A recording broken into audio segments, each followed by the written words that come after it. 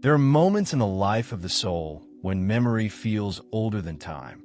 They arrive not through the intellect, but through the tremor of recognition, as if something hidden within awakens to the sound of a voice it has always known. It is not knowledge, it is remembrance. A remembrance so subtle that it cannot be traced to any lesson, scripture, or teacher, yet so profound that it burns with the force of eternity.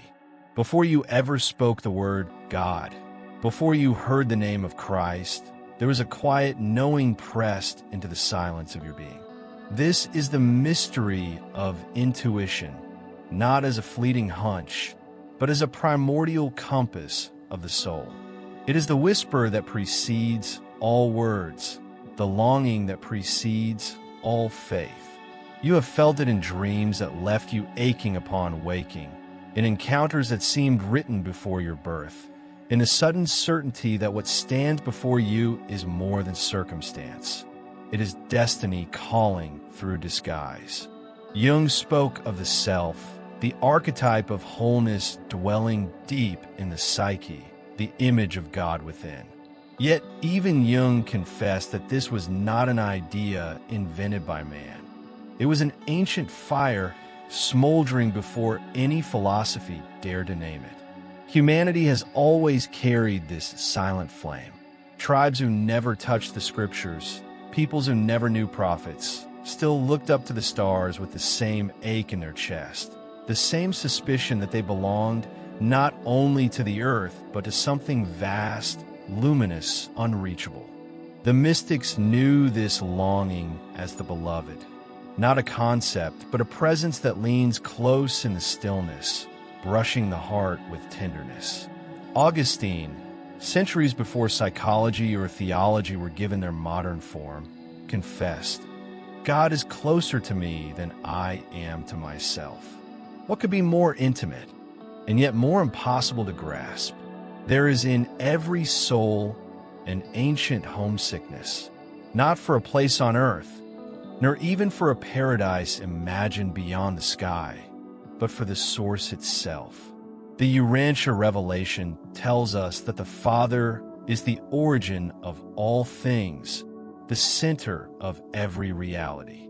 Yet before we read those words, before we studied their philosophy, we already knew. We knew not in sentences, but in sighs.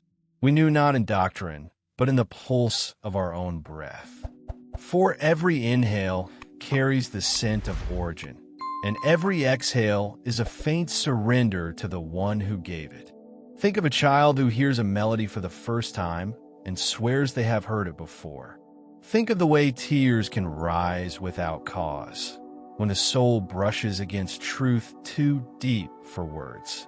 This is the language of pre-memory, the sense of always having known, though no evidence can be given. The Gospel of Thomas echoes this. The kingdom is within you, and what is within cannot be taught like arithmetic or geography. It can only be unveiled like the rising of the dawn. To say that you discovered God would be misleading. Discovery belongs to maps and explorers, but the divine was never lost. The truth is more mysterious. You have remembered what never departed. Like a face glimpsed in the crowd that awakens recognition you cannot explain, God has always walked within you, waiting for the moment when your eyes would adjust to his nearness. This is why saints across traditions speak with the same trembling joy. They are not inventors of new truths, but witnesses of an ancient intimacy. They testify not of conquest, but of surrender, not of logic, but of homecoming. The Urantia papers begin by calling God, the universal Father, the source and center of all things. But before the pen carved those words, before revelation formalized what the heart had long suspected, the Father already dwelt in secret chambers of the soul, pressing against the silence, waiting for recognition. And so, the prologue of this journey is not about learning something new. It is about listening to the ancient pulse already alive within you. It is about allowing the homesickness to guide you back, not to a faraway heaven, but to the God who has always been here, hidden beneath the noise of thoughts, closer than the rhythm of your veins. If you listen closely, you will find that this longing does not speak in thunder, but in stillness. It is not an argument, not a doctrine competing for your consent, but a subtle pressure within, the gentle insistence that life is more than it seems. This is why the mystics of every age withdrew to deserts, mountains, or silent cloisters. They were not fleeing the world. They were chasing the echo that haunted them since childhood, the faint trace of an intimacy no world could erase. Have you ever wondered why the human spirit is restless, even in the midst of abundance? Why kings and emperors, surrounded by luxury, side with dissatisfaction no less than beggars at the gates?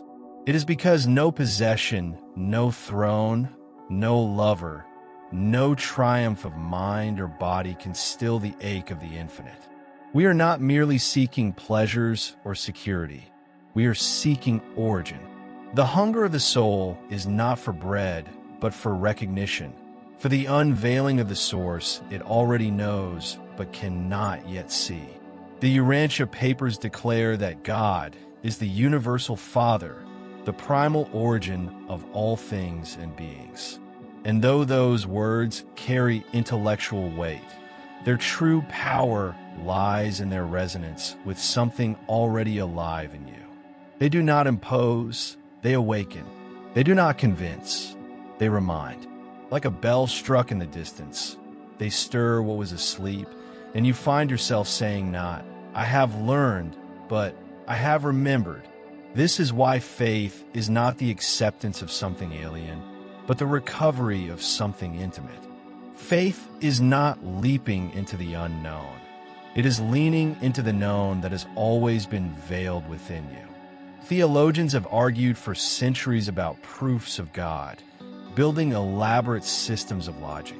Yet the soul has always known without proof. Even those who deny him often do so with a passion that betrays his presence. For how can one hate what one has never felt? The intensity of denial itself reveals the intimacy of what is being resisted. Jung wrote that within each of us lies an image of God, an archetype of wholeness, shaping our desires and our dreams.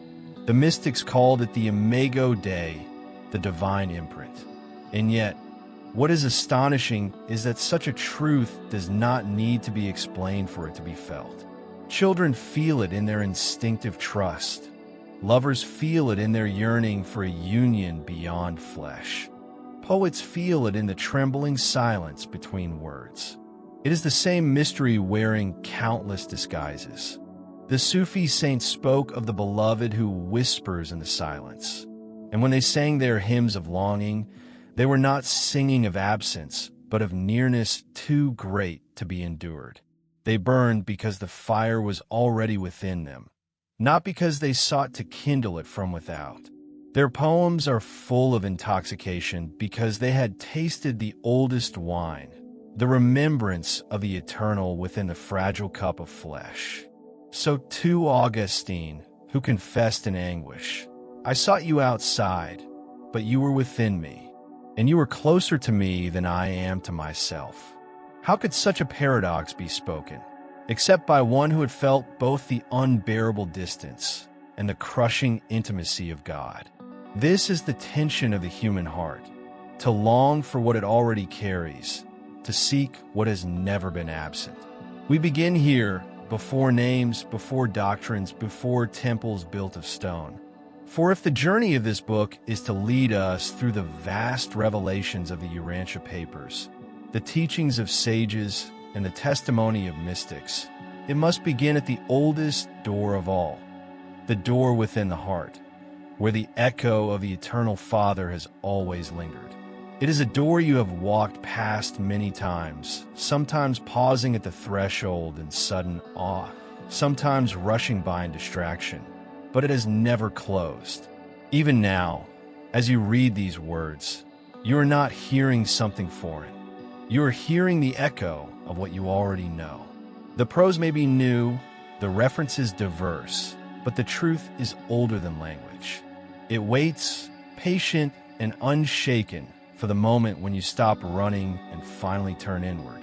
Then the intuition you mistook for imagination, the longing you thought was loneliness, reveals itself as the oldest certainty, that you have always been known, always been loved, and that your existence is not an accident, but a remembrance waiting to bloom. Every generation has tried to name this mystery, but the names shift like sand. Some called it providence, others destiny. Some painted it in myths, others wrapped it in theology. Yet beneath every name lies the same ache, the certainty that we are held by something greater than ourselves.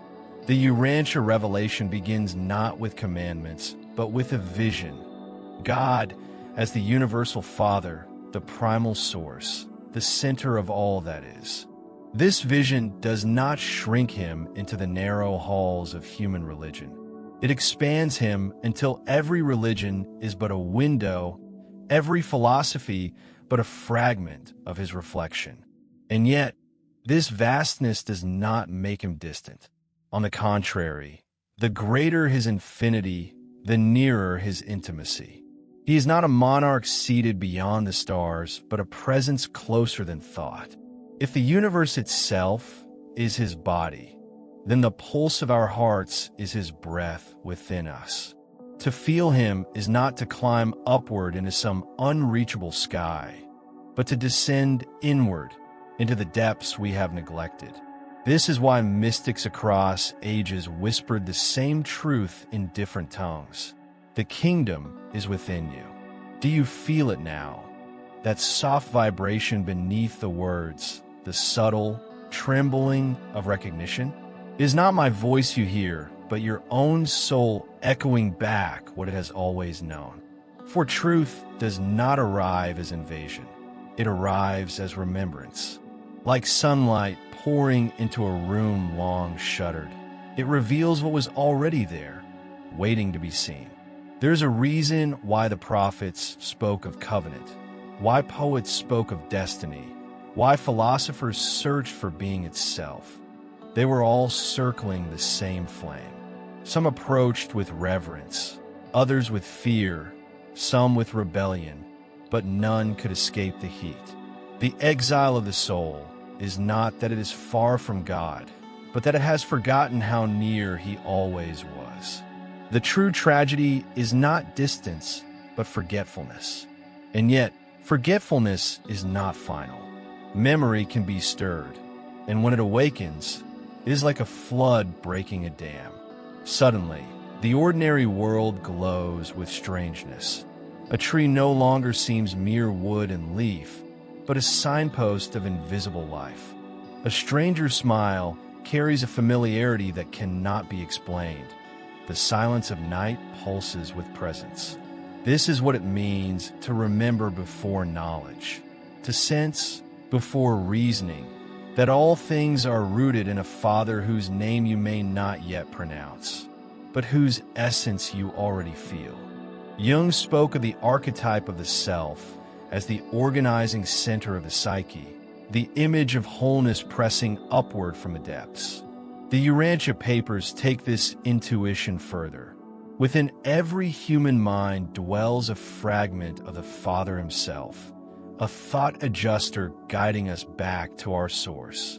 Imagine it, the infinite planting a spark of himself in the clay of mortality, not as an abstract influence, but as an indwelling presence, shaping our hunger for truth, goodness, and beauty.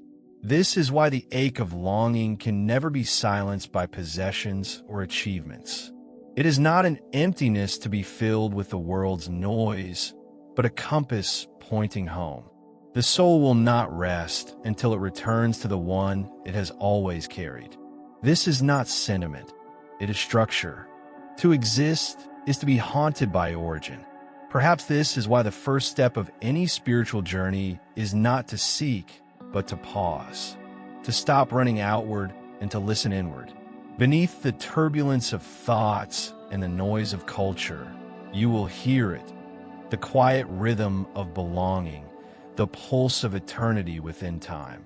This is the whisper that guided prophets, the sigh that inspired poets, the silence that mystics embraced. And it is the same whisper in you now, waiting for recognition. So let this be the beginning, not the learning of something new, but the recovery of something eternal. Before you knew his name, you knew his presence. Before you were told of heaven, you felt his breath in your lungs. Before revelation came in books and voices, there was already revelation in the silent chamber of your soul. This prologue does not introduce you to God. It reminds you of the God who never left. Chapter 1, The Creator's Descent. In the beginning was not silence, but a word so vast that silence itself was its echo. In the beginning was the Logos, and the Logos was with God, and the Logos was God. These words from the Gospel of John are not poetry alone. They're the shiver of eternity breaking into language.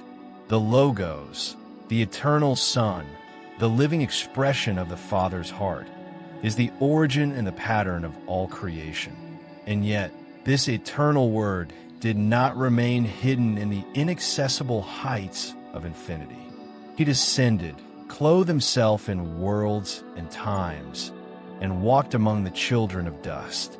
The Urantia revelation speaks of Michael of Nebadon, our universe's creator son, who chose to make his dwelling not only in the shining capitals of light, but upon a small, confused, and wounded world. His purpose was not spectacle, but intimacy, not power, but revelation. To understand his descent, one must first feel the weight of his freedom. He who shaped constellations and summoned suns chose the vulnerability of mortality. This is the paradox, the infinite stepping into the finite, not as conqueror, but as brother. The ancients hinted at this mystery. In Hermetic thought, the principle was spoken, as above, so below. The divine pattern echoes itself in matter, the heavenly archetype reflected in earthly form. In Kabbalah, this reflection shines in Tiferet, the sphere of beauty, where the harmony of the divine finds its human image. And the Gnostics spoke of the pleroma, the fullness of God, entering the fragmented world in order to redeem it from within. Though their visions were partial, each was reaching toward the same the descent of the eternal into the temporal. But why would the Creator descend?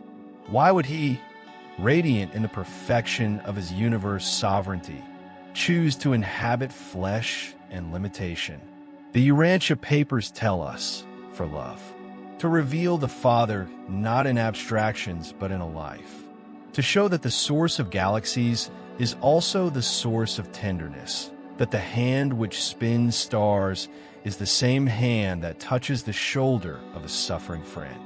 Michael's bestowals, his incarnations across the worlds of his domain, are acts of revelation, each a testimony that God's authority is not domination but nearness. Consider what wonder this evokes. Imagine the architect of time entering time itself, the painter stepping inside his own canvas, the author living among his characters. There is no analogy sufficient, for all analogies break beneath the immensity of the act. Yet the heart understands what reason cannot, that love seeks union, and the highest must bend low if the lowest is to be lifted high. In this bending, there is no loss of majesty. Rather, majesty is revealed, for power that does not stoop is only tyranny, but power that stoops to serve becomes beauty. This is the marvel the Kabbalists glimpsed in Tiferet, beauty as the union of strength and compassion, sovereignty and intimacy. To look upon the Creator's descent is to see beauty itself take form, the harmony of heaven vibrating in the fragility of earth. Even in myth, Humanity has longed for such a descent. Prometheus stole fire from the gods to bring it to mortals, and though he was punished, the myth betrays humanity's deepest suspicion that divinity longs to give itself away. The Urantia revelation confirms this suspicion but purifies it. God does not descend by theft or accident, but by deliberate gift. The fire he brings is not stolen. It is his essence, shared freely, eternally, without regret. Here lies the first wonder of the story we now unfold. The Creator who chooses not distance but proximity. He who could remain beyond chooses to be within. He who could command chooses to invite. And in every act of descent, he tells the same truth. The Father is not far. He is not hidden in temples of marble or veiled in cosmic secrecy. He is revealed in the simplicity of a life lived with love. Every Creator Son of the Order of Michael is destined to complete a series of bestowals, 7 descents into the lives of his own creatures, before assuming full sovereignty in his universe. The Urantia papers describe these as the supreme school of divine empathy, the infinite choosing to taste the finite, the perfect entering imperfection, the sovereign submitting to the frailty of his subjects. It is not that he must prove himself to the Father. It is that he desires to know his children fully, to reign not as a stranger, but as one who has walked every road they walk. Michael of Nebadon embraced this path. 6 times he descended into the forms of his creatures, and on the 7th, he came as a man among men in the fragile body of Jesus of Nazareth. Each descent was a weaving of divine majesty into mortal threads, a deliberate immersion into limitation, a living testimony that sovereignty without solidarity is incomplete. The cosmic purpose of these bestowals is wonder itself, not wonder as astonishment at the strange, but wonder as the awakening of recognition. When the Creator enters his creation, something ancient stirs, the hidden memory that the Source has always been near. These bestowals are not intrusions, they are unveilings. They show that the Father's heart does not govern from afar, but beats within the very fabric of his universe. John's Gospel gives words to this. The Word became flesh and dwelt among us. To dwell, not to visit briefly, not to disguise himself for a moment, but to truly inhabit. The Logos did not merely pass through history. He rooted himself in it. His footsteps pressed into dust. His voice broke into language. His eyes carried both infinity and fragility. In him, eternity accepted the conditions of time without ceasing to be eternal. This is the paradox and the glory of the descent. The Hermetic maxim, as above, so below, is more than an esoteric riddle. It is a premonition of this mystery. The pattern of the higher realms is mirrored in the lower, not as a cold reflection, but as a living participation. When Michael descended, heaven did not abandon its heights. It entered earth's depths. The mirror became a window, and through him, mortals could see the eternal as it truly is, not alien, but familial. In Kabbalistic imagery, this is Tiferet, the sphere of beauty, where mercy and judgment meet in harmony. The descent of the sun is the manifestation of beauty itself, not the shallow beauty of form, but the radiant beauty of balance, strength that bends, power that serves, majesty that loves. In him, beauty becomes not an abstract quality, but a living person. And to look upon that beauty is to feel at once both small and infinite, humbled and exalted, known and invited.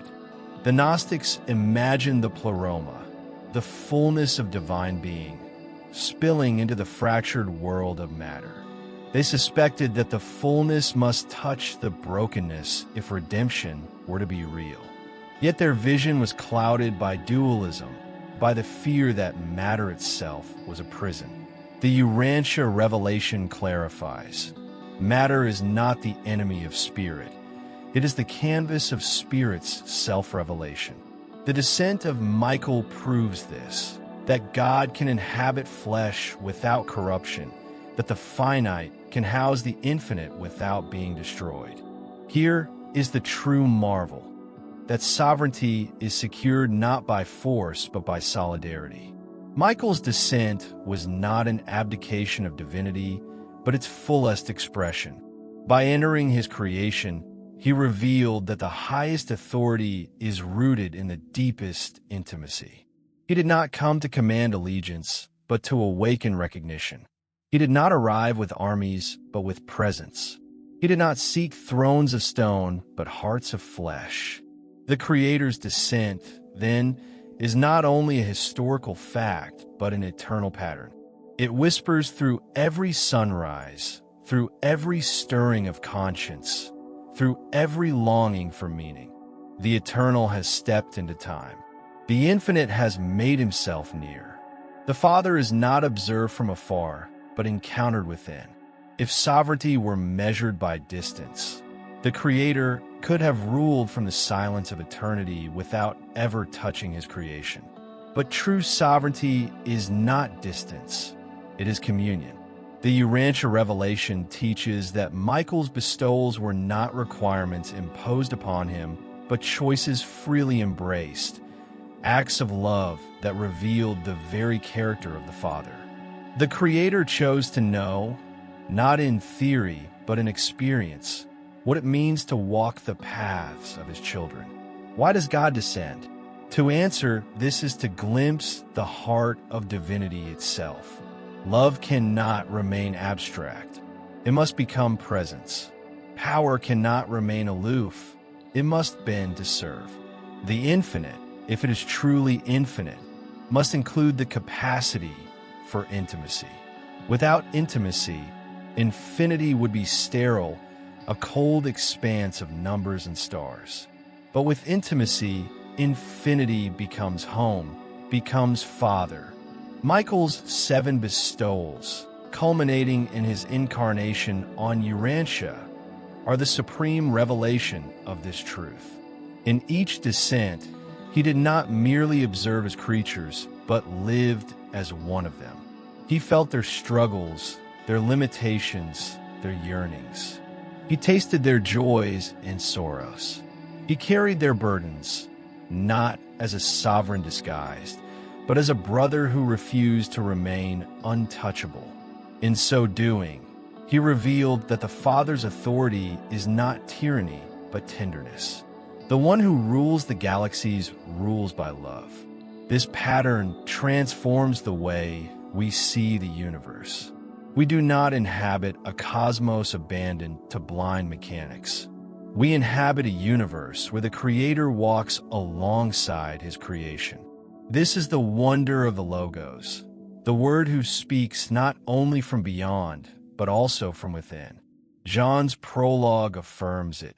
In him was life, and that life was the light of men. The descent is not only an event in history, but the eternal unveiling of God's character. Life shared, light given, presence made tangible. The Hermetic axiom, the Kabbalistic beauty, the Gnostic intuition, all of them converge here. As above, so below, heaven bends into earth. Tiferet, beauty revealed as harmony between majesty and mercy. Pleroma, fullness entering fragmentation, not to condemn, but to heal. Each fragment of wisdom was a shard of the same jewel, and in Michael's descent the jewel shines whole. Yet there is something more. These bestowals are not only for the creatures of Nebadon. They are lessons for every world, every age, every searching heart. They reveal that God is not content to be admired from afar. He desires to be known, not in fear, but in friendship. He desires children, not subjects. He descends because love is incomplete until it is shared. And so, when we speak of Michael of Nebadon, we're not speaking of a distant sovereign, but of one who has lived the human condition. He is not an idea to be debated, but a presence to be encountered. His descent into Urantia was the final act of his bestowals, but the pattern continues. In every conscience stirred by truth, in every longing heart, in every whisper of the Spirit that reminds us, you are not alone. The marvel of the Creator's descent is not locked in the past. It is alive in this moment, pressing against your soul with the same gentle urgency as it did in Bethlehem's night. For the purpose of revelation is not memory, but recognition, to awaken you to the God who walks with you even now. This chapter closes with awe, but it also opens a question that will carry us forward. If the Creator descends, what does that mean for the world he enters? What does it mean for a planet scarred by rebellion, a world fragmented by forgetfulness? The story does not pause with his arrival. It deepens. For to descend into creation is to descend also into its wounds. And that is where the next chapter will lead us, into the mystery of a forgotten world, aching for remembrance. The universe itself trembles when a Creator Son prepares for his bestowal. The Urantia papers tell us that the hosts of heaven watch in awe, for they know that what is about to unfold is not only a chapter in time, but an eternal disclosure of God's heart. Every order of celestial being, from the shining seraphim to the humblest ministering spirits, bends toward the theater of incarnation, for they understand that the infinite is about to wear the garment of the finite once more. What must it have meant for Nebadon, the universe of Michael, when its sovereign laid aside the splendor of his throne and clothed himself in the obscurity of creaturehood? What reverberations shook the systems and constellations, knowing their ruler was descending into the frailty of his own design?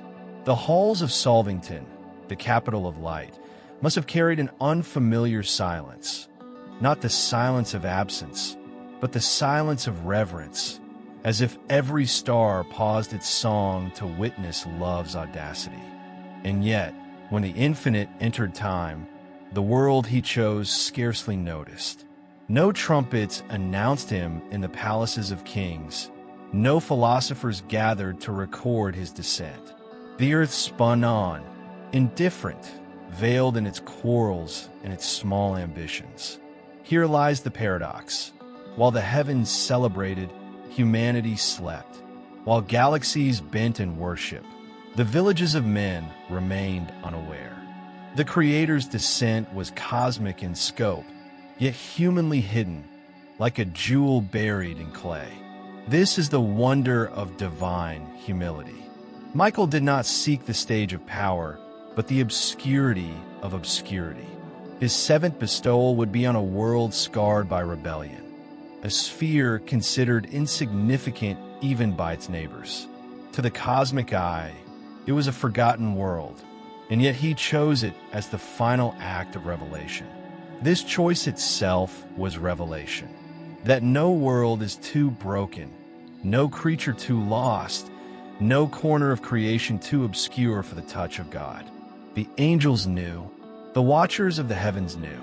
They rejoiced not only because their sovereign was revealing himself, but because his descent meant the lifting of what was low, the healing of what was wounded, the remembrance of what was forgotten. Even the archangels, accustomed to glory, stood in awe, for glory was now being redefined. No longer the radiance of distance, but the radiance of nearness. No longer majesty untouchable, but majesty embodied. And yet, to the eyes of flesh, it appeared as weakness. The Creator, clothed in mortality, seemed unremarkable, almost invisible.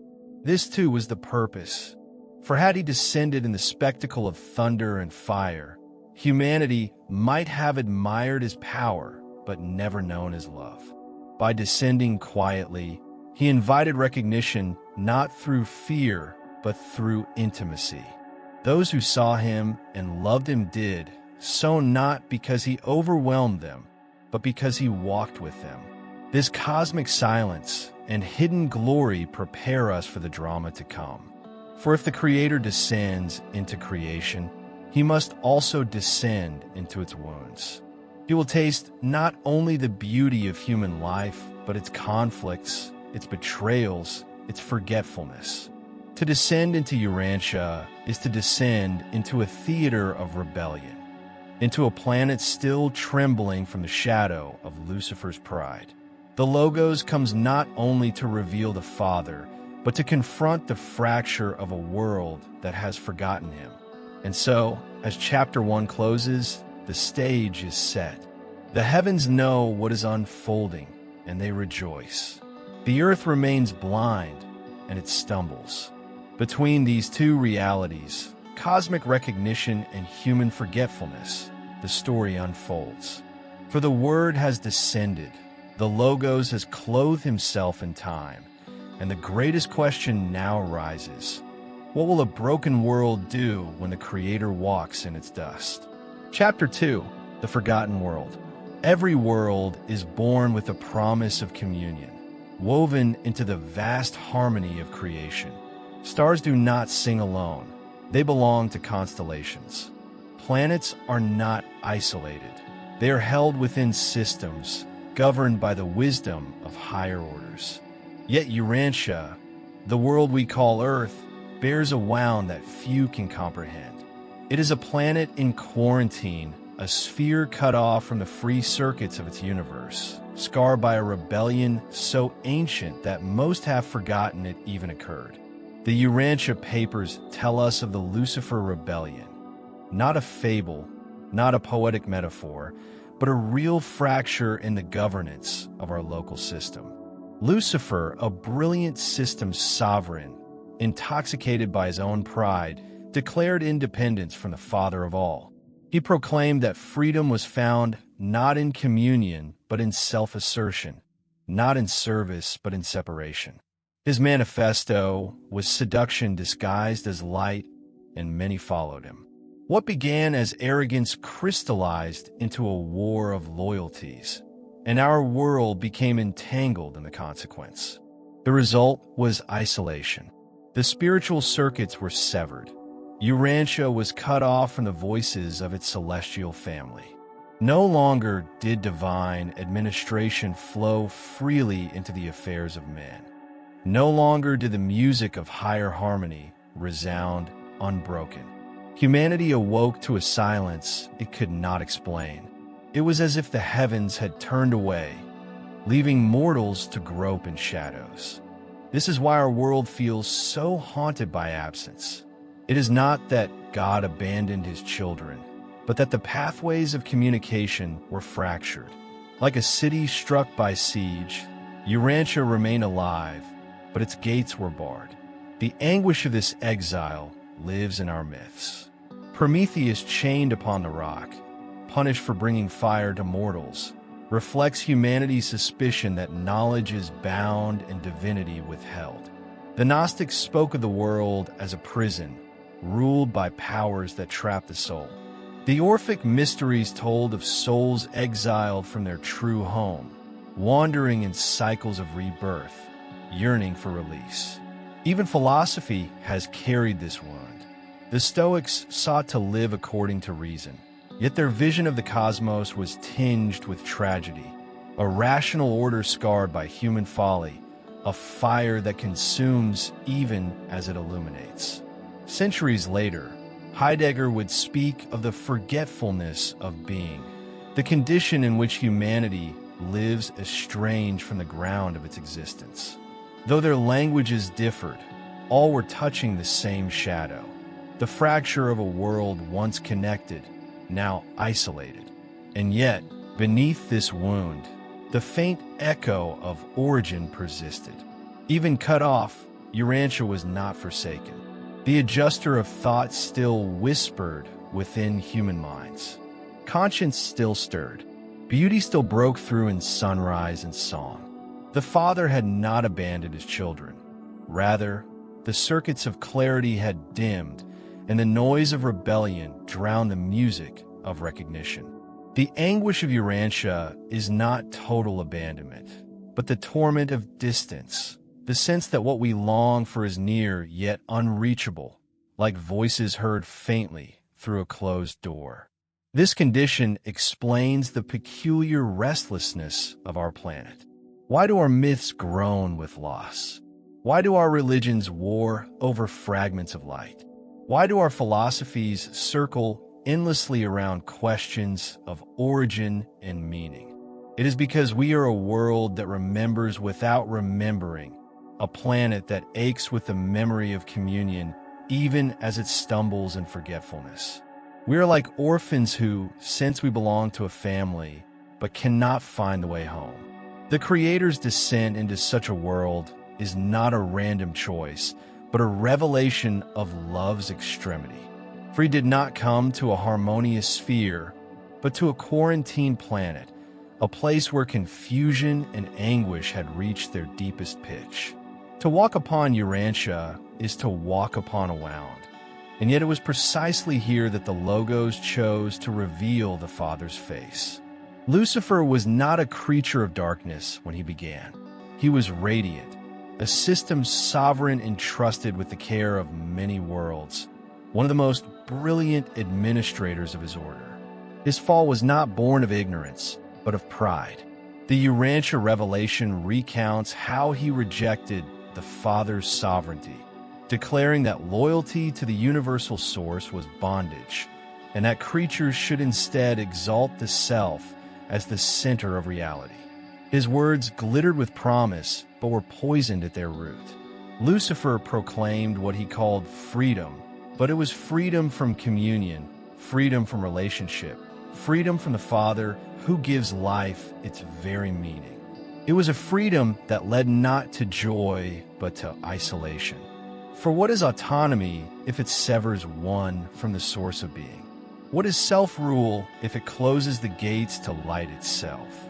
His manifesto, the so-called Declaration of Liberty, lured others with the illusion of empowerment, but in truth it delivered only estrangement. When Lucifer's rebellion erupted, a third of the angelic hosts of his domain followed him. These were not evil in essence, but deceived by a vision that confused pride for truth.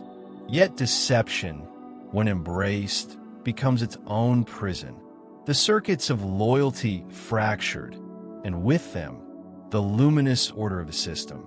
Worlds aligned with Lucifer became isolated, quarantined from the higher currents of divine communion. Urantia, already fragile, was caught in the rift. What does it mean for a world to be in quarantine? It means that the channels of spiritual administration, the free communication of truth and wisdom from higher realms, were interrupted.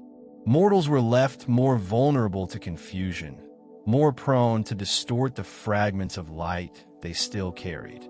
Religion fractured into competing visions. Myths became distorted echoes of truths no longer understood. The yearning for God remained, but it was filtered through the fog of rebellion, often leading to fear instead of freedom, domination instead of communion. This cosmic fracture reverberated through human history. Prometheus chained is more than myth. It is the cry of humanity that feels truth has been bound, that fire has been stolen and withheld. The Gnostics intuited the sense of entrapment. They described archons and powers that kept the soul imprisoned in matter, preventing its return to the pleroma. Though their understanding was distorted, their anguish was real. They were groping for words to name the condition of quarantine. Even philosophy bears this scar. The Stoics spoke of logos permeating the cosmos, but they also recognized the dissonance, as if reason itself had been wounded by disorder. They sought virtue as harmony with nature, yet they felt the strain of a world where harmony was fragile, where destruction loomed as surely as creation. Centuries later, Heidegger would speak of Seinsvergessenheit, the forgetfulness of being. Humanity, he said, had lost sight of the ground of existence, living estranged from its own source. Without knowing it, he was naming the same wound, the fracture of communion, the silence that haunts Urantia. This silence is not total absence. The Father's indwelling fragments, the thought adjusters, still work tirelessly in human minds, guiding, whispering, reminding. But without the clarity of unbroken spiritual circuits, humanity stumbles. It is like a child trying to recall a lullaby half-forgotten, or a people remembering a homeland they have never seen. The longing is real, the direction is true, but the details are obscured. And in this obscurity, anguish festers. Wars are waged in the name of gods that reflect human fear more than divine love. Philosophies rise and fall, promising liberation but often delivering despair. Cultures oscillate between hope and cynicism, between sacred myths and materialistic denials. The soul of Urantia is restless, torn between memory and forgetfulness, between the echo of communion and the fog of rebellion. To be a forgotten world is not to be unloved, but it is to feel unloved. To be cut off is not to be abandoned, but it feels like abandonment. The tragedy of Urantia is not that God turned away, but that humanity, unable to hear clearly, mistook silence for absence. This is the anguish of isolation, the belief that the Father's face is hidden, when in truth it is pressed closer than ever, waiting to be remembered. The rebellion did not merely fracture celestial circuits. It carved itself into the psyche of humanity. The soul of Urantia carries a memory of abandonment, a deep wound that has shaped myths, religions, and philosophies across the ages. Even when prophets arose, even when fragments of revelation shone, the shadow of isolation remained. Humanity learned to live with an ache it could not name, an ache that whispered of a missing intimacy, a silence where there should have been song. This is why so many of our myths are stories of exile. The Orphic mysteries spoke of souls fallen from their true home, imprisoned in cycles of birth and death, desperate to ascend again. Ancient poets sang of a golden age long lost, when gods and men walked together, and of the sorrow of its disappearance. These were not idle fantasies. They were echoes of a truth felt but not understood. The human spirit intuited that something had been broken, that communion had been interrupted. The Gnostics, centuries later, gave voice to this anguish with fierce imagery. To them, the world itself was a prison, governed by lesser powers that sought to keep the soul in ignorance. They were not entirely wrong. They felt the weight of quarantine, but without clarity, they mistook the Father's creation as a cage. They knew of the fracture, but not of the fidelity that remained beneath it. In their longing, they touched the truth of exile, but they failed to see the nearness of the one who still whispered within. Philosophy, too, has carried this burden. The Stoics taught the harmony of the cosmos, yet they lived with the tension of a world where virtue seemed constantly at war with corruption. Their endurance was noble, but beneath it lingered the suspicion that the fire of reason was fragile, easily extinguished. And in modern times, Heidegger named the malaise of the human condition as forgetfulness, not merely of God, but of being itself. Humanity, he said, wanders as though estranged from the very ground of existence. These words, though abstract, point to the same anguish, the sense of having lost connection to origin. The anguish of Urantia is more than an intellectual problem. It is an existential condition. It shows itself in our hunger for gods who must be appeased, in our religions that mix light with fear, in our cultures that oscillate between sacred awe and cynical denial. We are a people who cannot forget that we have forgotten. We reach for transcendence even while doubting its reality. We feel the pulse of eternity and then drown it in distraction. The rebellion carved into our collective memory the suspicion that we are orphans, and the history of humanity has often been an attempt to answer that suspicion. And yet, even in this fog, glimpses of truth have broken through. The prophets of Israel declared that God had not abandoned his people, even when they wandered. The mystics of every tradition heard whispers in silence, caught glimmers of a presence that would not leave them. Poets sang of beauty too radiant to be accidental. Philosophers reasoned their way to first principles that hinted at a source. Though Urantia was cut off from the clarity of its circuits, it was never cut off from the Father himself. The fragment of divinity within each soul kept the light alive. Still, the isolation prepared a paradox. When the Logos himself would descend to Urantia, he would come not to a world of harmony, but to a theater of anguish. He would walk among a people who remembered exile more than communion, who feared abandonment more than they trusted intimacy. He would bear the suspicion of the orphaned, the anger of the forgotten, the cynicism of the estranged. And yet, in doing so, he would also reveal the antidote, the Father's love embodied, not as theory but as presence. The stage of Urantia was therefore unique. Nowhere else in Nebadon was the fracture so deep, the silence so heavy, the anguish so palpable. To descend here was not only to reveal God, it was to heal the wound of isolation from within. The Creator chose not a world of ease, but a world of rebellion. He chose not a sphere of light, but a sphere of shadow. In this choice, the forgotten world became the remembered world, the place where eternity itself would break the silence.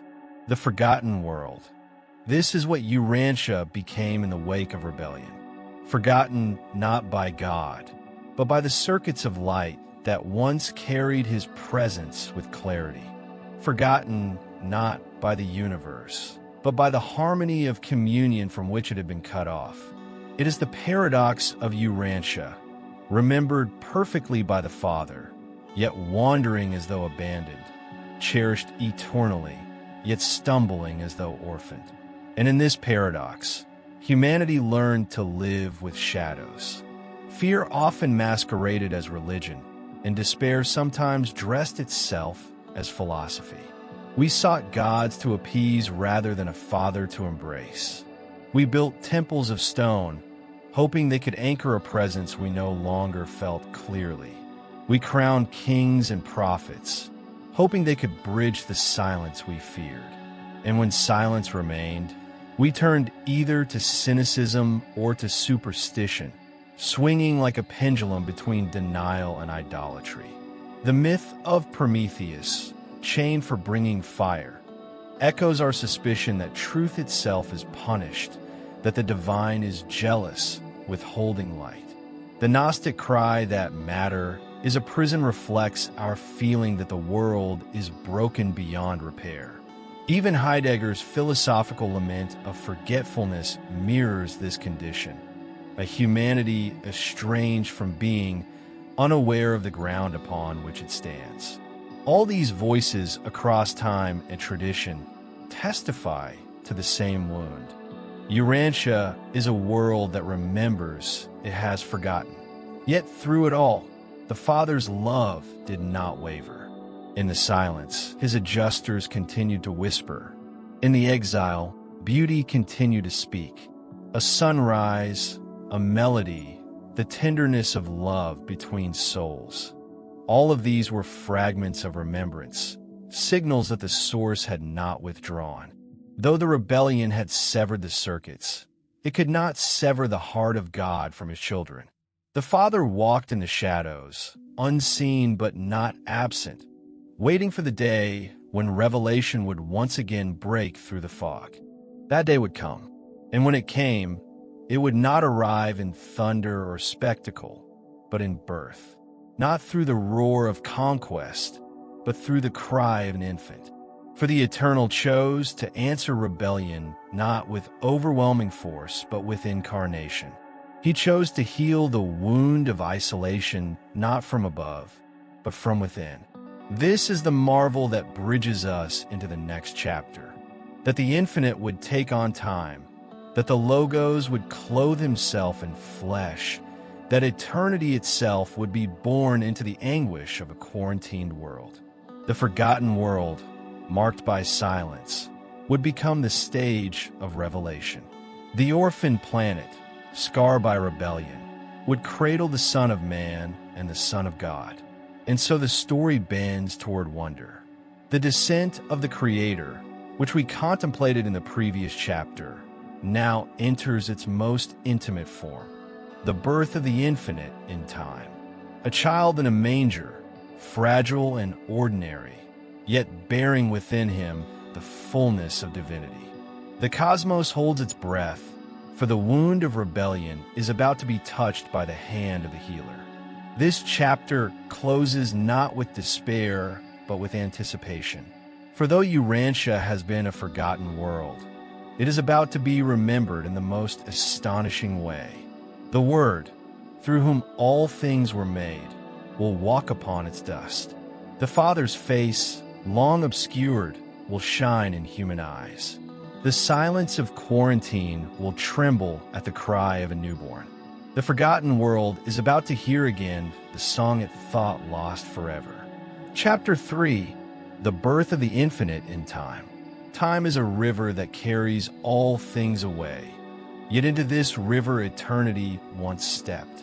The Urantia revelation tells us that in the quiet of an ordinary night, in a village no empire celebrated, the infinite entered the narrow passage of human birth. It was not in palaces nor upon thrones, but in the fragility of a child. For the Logos who had shaped galaxies chose to clothe himself in the helpless cry of an infant. This is the paradox of incarnation. The uncontainable contained, the eternal clothed in hours and days, the infinite dwelling in the span of a heartbeat. From the perspective of the cosmos, this was no accident. It was the seventh and final bestowal of Michael of Nebadon, the culmination of his descent into his own creation. Yet from the perspective of humanity, it was hidden in simplicity. A young woman, Mary, whispered her assent. A humble carpenter stood by her side. A stable, not a temple, cradled the newborn. The universe bent to watch, yet the world turned unaware. The infinite had entered time, and eternity was breathing in a manger. Religions across ages had intuited this mystery. In Hinduism, the avatars were the descent of divinity into flesh, the divine taking form among mortals to guide and protect.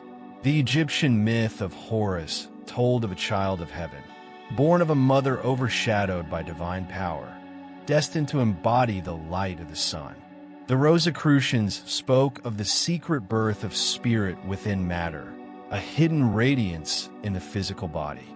Each of these traditions reached for the same intuition, that the divine must one day draw near, must one day enter into human story. And in Bethlehem, the intuition became flesh. Mary herself became a portal. The Urantia papers describe her as chosen not for wealth or power, but for purity of soul, for the quiet readiness to embody trust.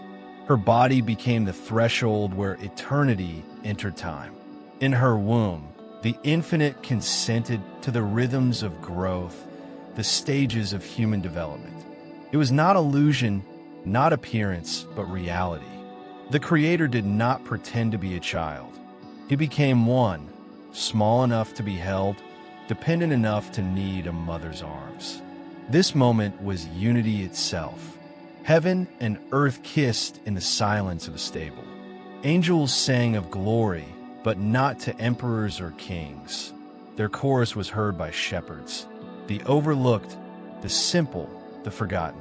From the beginning, this birth declared its meaning, that divinity is not reserved for the powerful, but revealed to the lowly, that the infinite light shines not only in the halls of the mighty, but in the hearts of the humble. Hope was born that night, not as an idea, but as a presence. For in the face of that infant lay the answer to humanity's exile. The forgotten world, scarred by rebellion and silence, now cradled the one who embodied remembrance. Where myth had spoken of exile, incarnation whispered of return. Where philosophy lamented forgetfulness, incarnation declared recognition.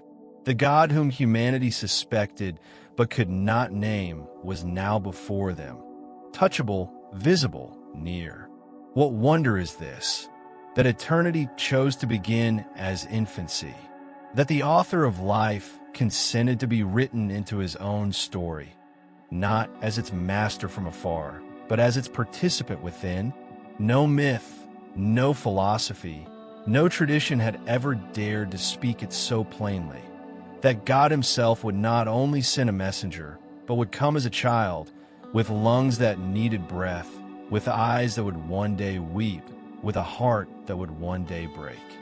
This is the hope of incarnation, that the infinite does not disdain the finite, but sanctifies it. That time itself, fragile and fleeting, can become the dwelling place of eternity. That the human story, marked by exile, can become the cradle of divine remembrance. Incarnation is more than presence in flesh. It is the union of opposites, the reconciliation of distances. In the birth of Jesus, the eternal Logos did not simply appear as man. He became man. The mystery is not in disguise, but in union. Divinity and humanity interwoven so completely that neither is diminished. The infinite did not lose himself in time, and yet he fully entered it. Humanity was not annihilated by divinity, and yet it was fully embraced by it. Here lies the essence of hope, that the chasm between creator and creature has been bridged, not by our ascent, but by his descent. The Hindu tradition of avatars spoke of this longing in mythic form. Whenever righteousness waned and darkness grew, it was said Vishnu would descend to restore balance. Krishna, Rama, and others were celebrated as manifestations of the divine among mortals. These stories, though clothed in cultural color, carried the intuition that the eternal must step into history if humanity is to be lifted. The incarnation of Michael of Nebadon is not one avatar among many, but the fulfillment of the longing they foreshadowed. Eternity truly entering time, not as myth, but as revelation. The Egyptians told of Horus, son of Isis, born after the death of Osiris, destined to avenge and restore. His was the birth of a solar child, a symbol of light triumphing over shadow. Though wrapped in myth, it echoed the cosmic intuition that hope is born when heaven and earth unite in the form of a child. Bethlehem fulfilled this echo, but with a difference. Here, the divine child was not born to avenge, but to redeem, not to conquer by force, but to reveal by love. The Rosicrucian vision added yet another thread. The belief that true birth is not merely physical, but spiritual, that within the body there must be born a hidden light, a radiance that transforms the soul. They spoke of this inner nativity as the true alchemy, the dawning of the divine within the finite. Again, the intuition is clear. Birth is not only biological, but mystical, not only the beginning of life, but the revelation of meaning. In Jesus, the infinite did not only inhabit human flesh, he sanctified it, making every human life a potential vessel of divine radiance. Mary's role in this mystery cannot be overstated. The Urantia papers describe her as chosen not by accident, nor by force, but by the quiet harmony of her soul with the will of the Father. She became the threshold, the human yes, through which eternity entered time. In her, the humility of humanity and the generosity of God converged. The mystics later called her a portal of light, not because of her own power, but because she yielded to the mystery unfolding within her. She did not create the miracle, but she carried it faithfully, becoming a vessel of cosmic significance. What does it mean for the infinite to be born in time? It means that every limitation of mortality is now known by divinity. Hunger, weakness, learning, laughter, and grief, none of these were beneath him. He who spoke galaxies into existence learned syllables from his mother's lips. He who sustains the stars stumbled as a child taking his first steps. This is not diminution, it is revelation. For in embracing the fullness of humanity, the Logos revealed that nothing human is alien to God. And in this union, humanity was lifted.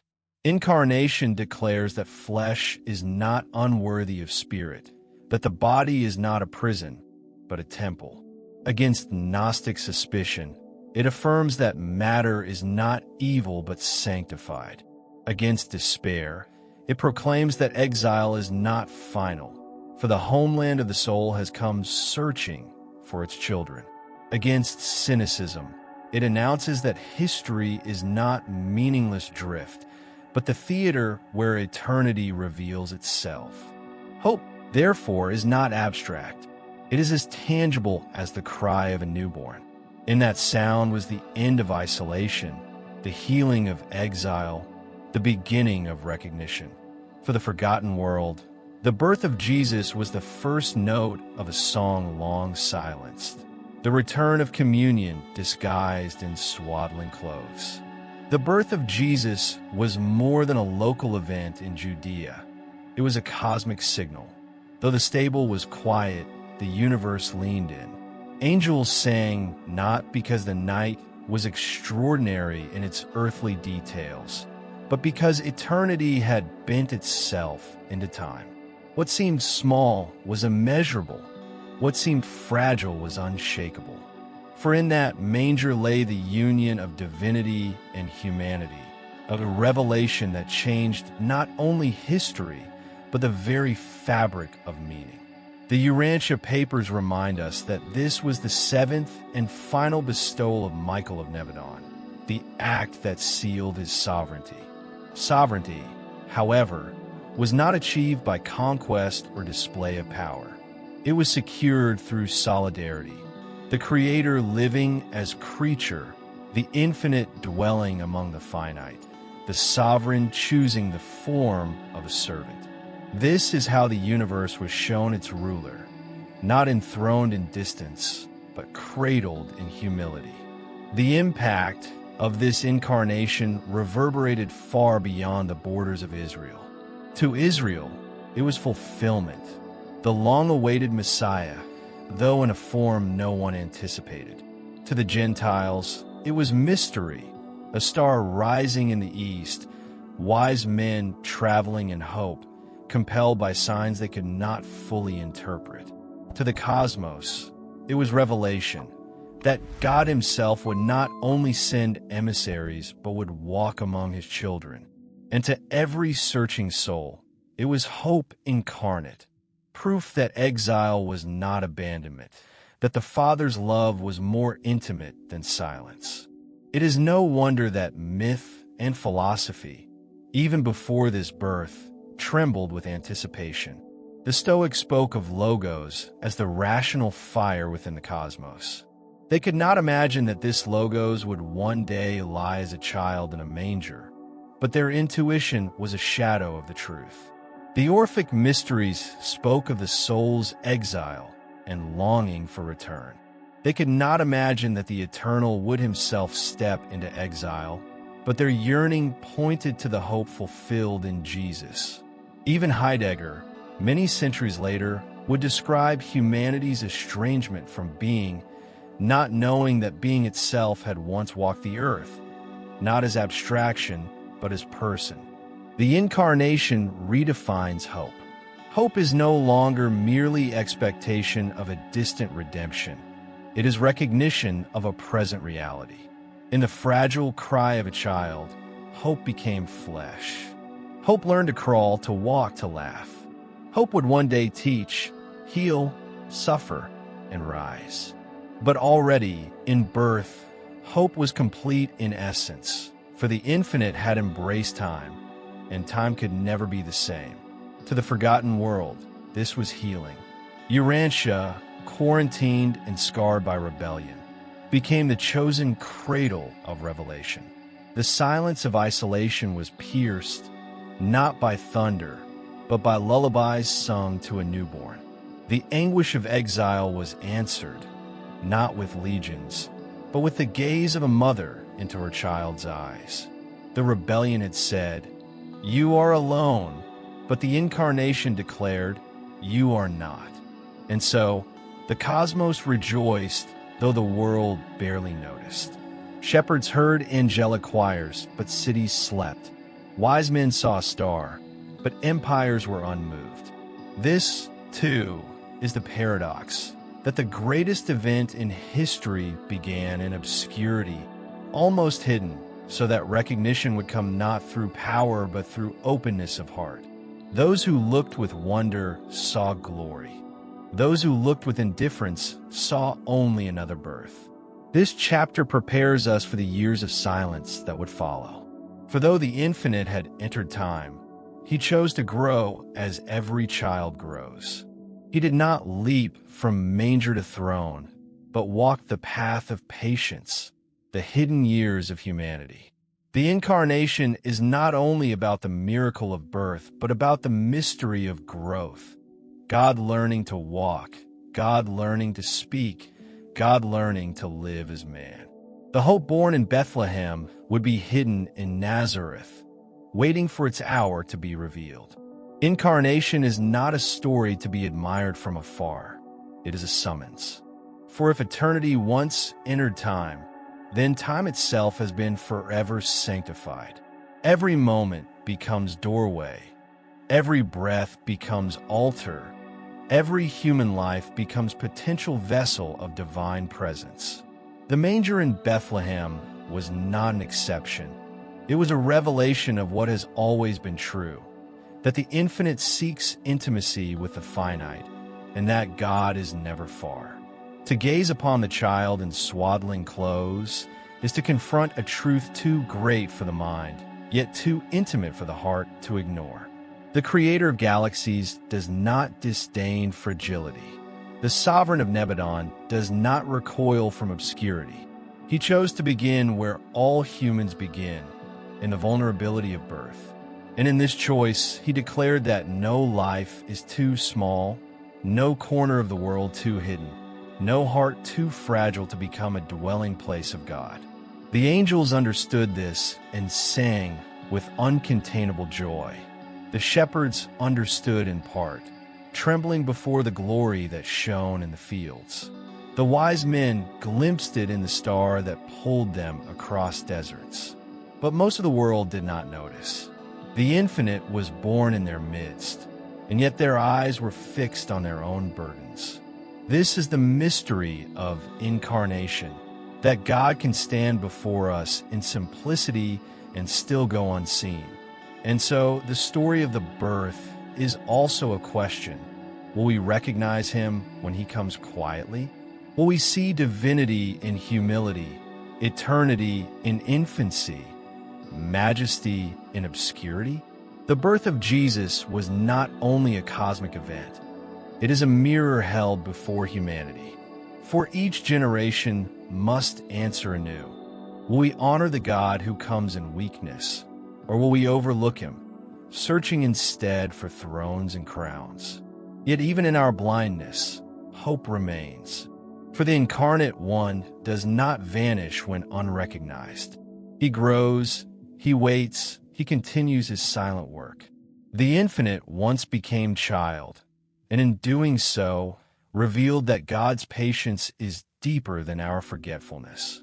He is willing to walk with us, not rushing to display power, but abiding in the slowness of growth. The incarnation does not end in Bethlehem. It stretches into Nazareth, into hidden years of labor and learning, into the ordinary texture of human life. This is the transition the narrative now takes.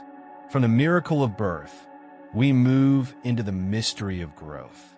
From a marvel of eternity entering time, we pass into the quiet of humanity unfolding. The child will learn to walk, to speak, to work, to weep. He will experience hunger and laughter, struggle and silence. And in each step, he will reveal that God is not only with us in glory, but with us in the everyday, in the unnoticed, in the hidden. The forgotten world has now received its most astonishing gift. Exile has been answered by presence, silence by word, isolation by incarnation. Yet the story is only beginning. For the infinite, having entered time, now chooses to live its rhythm day by day, year by year. Before the public ministry, before the miracles and the cross, there will be years of humanity, ordinary years that are, in truth, extraordinary, for they are God's own immersion in the fabric of human life. And so we close this chapter with awe and anticipation. Bethlehem was the dawn, but Nazareth will be the long morning where divinity hides in plain sight. The infinite has been born into time, and now he will walk its roads, not as stranger, but as brother. The hope of incarnation prepares the way for the revelation of experience. The years in which the human Jesus will teach us that God's presence is not reserved for temples or thrones, but discovered in the labor of hands, in the patience of learning, in the silence of growth.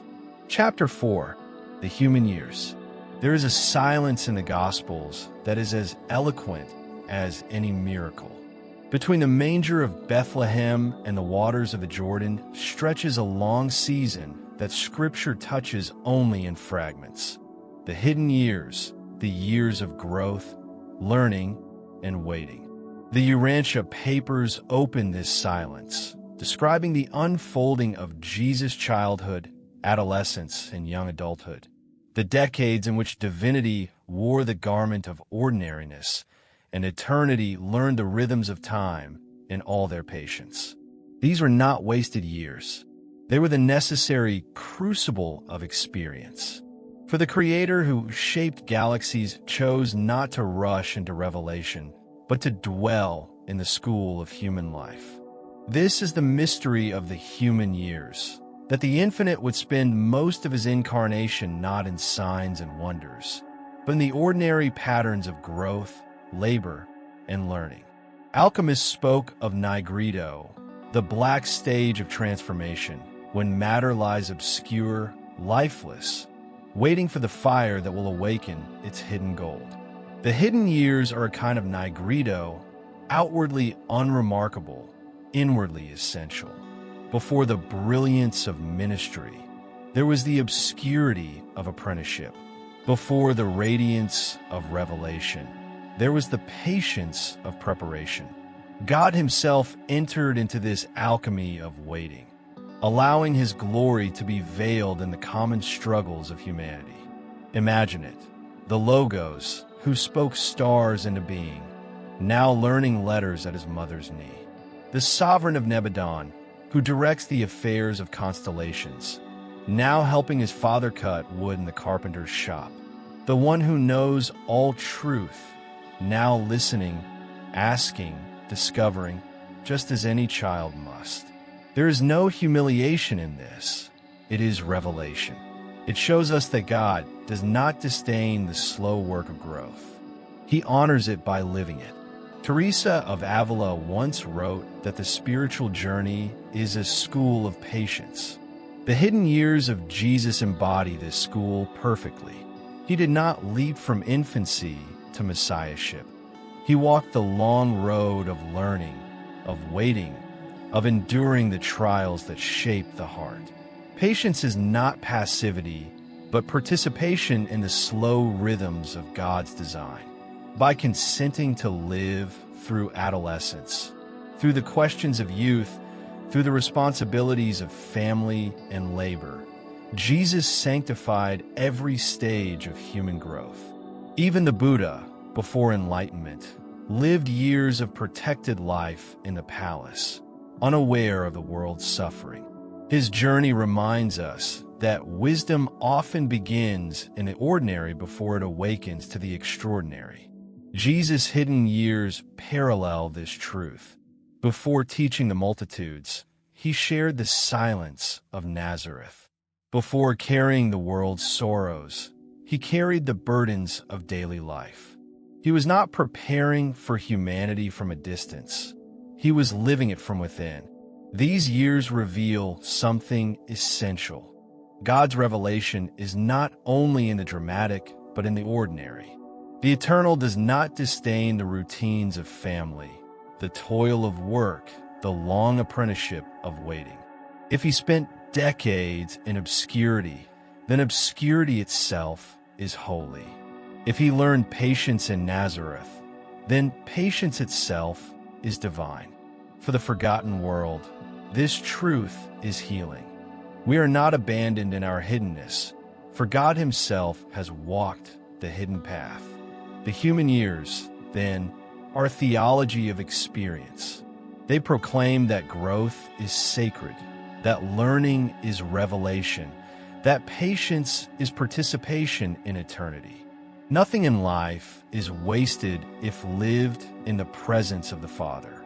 Jesus' hidden years testify to this, that God does not simply visit humanity in moments of glory, but inhabits humanity in the long, silent seasons of becoming. The Urantia papers describe, with tenderness, the unfolding of Jesus' early life. As a child, he was curious, observant, drawn to the mysteries of nature and the lives of those around him. He grew in the rhythms of an ordinary boy, yet within him pulsed the quiet awareness of something greater, something not yet named.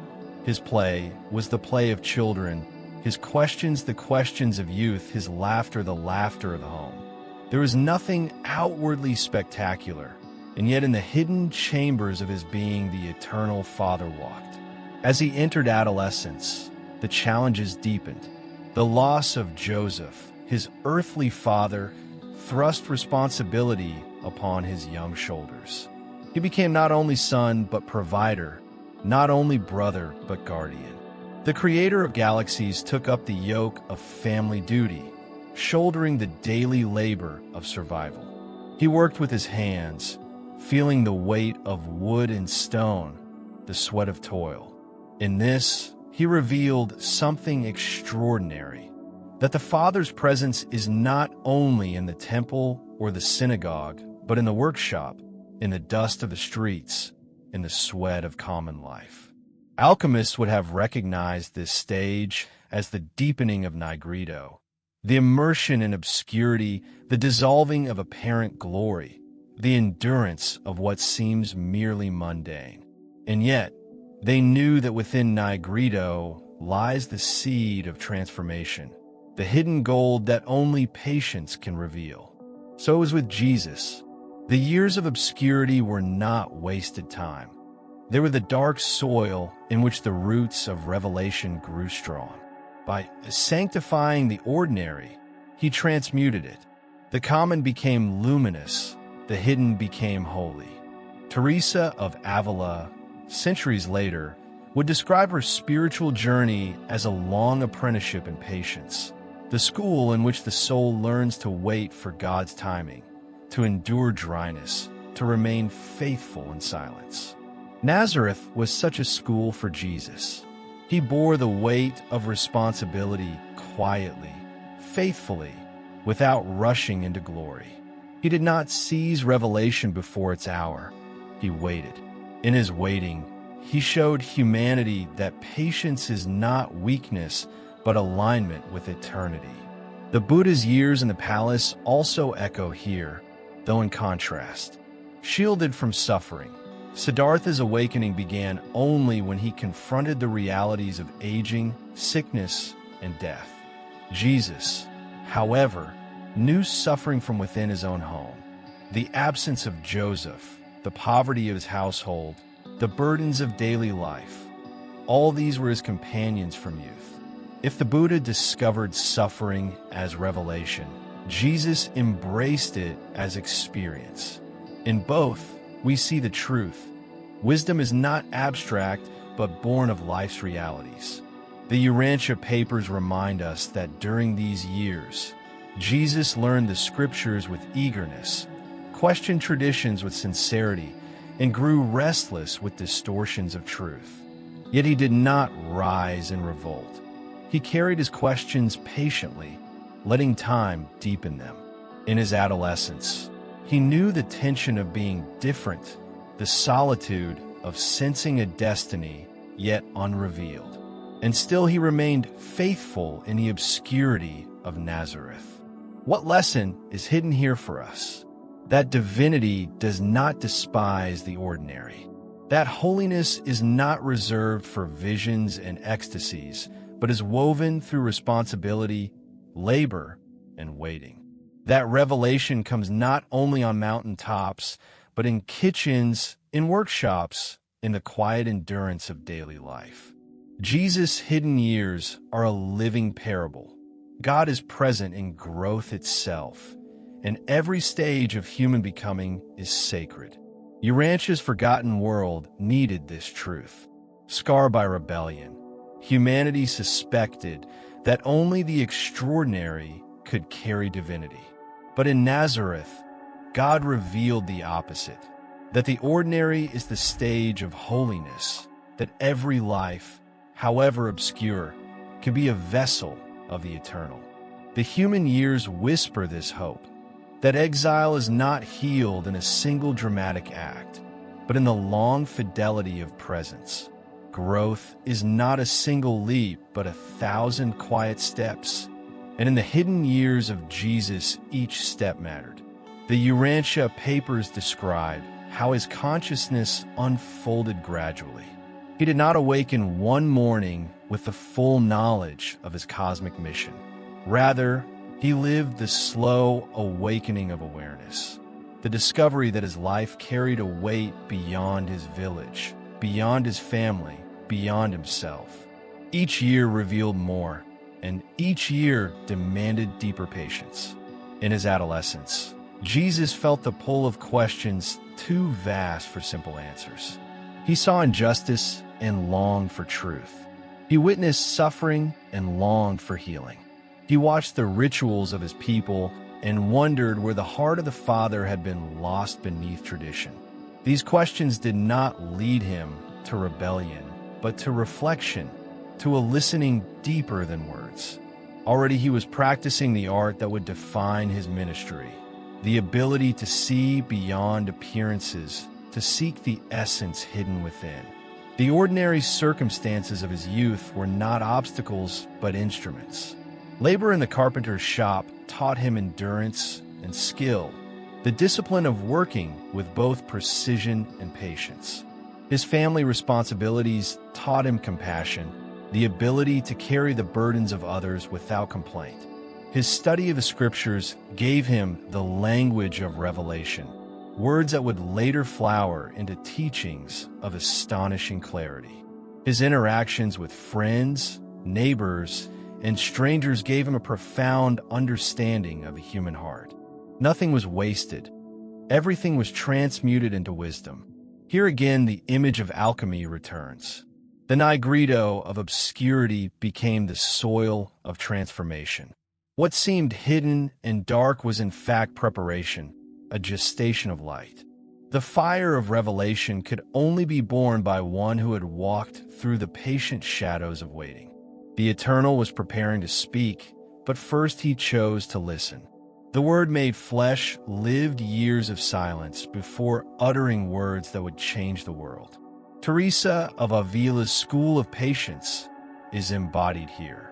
Jesus endured the slowness of time, the unanswered questions, the weight of responsibility.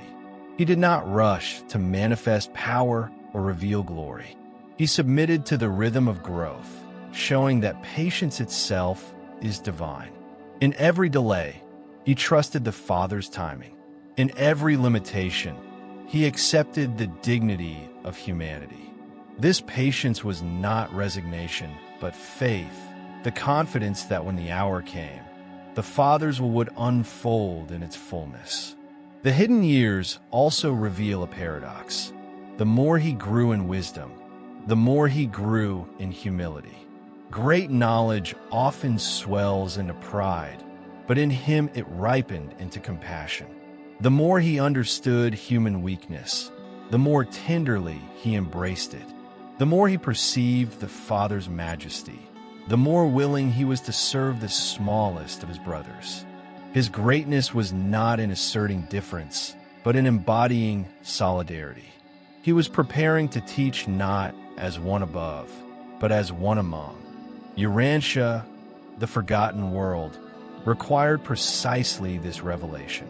Scarred by rebellion, humanity mistrusted authority, feared divinity, suspected abandonment.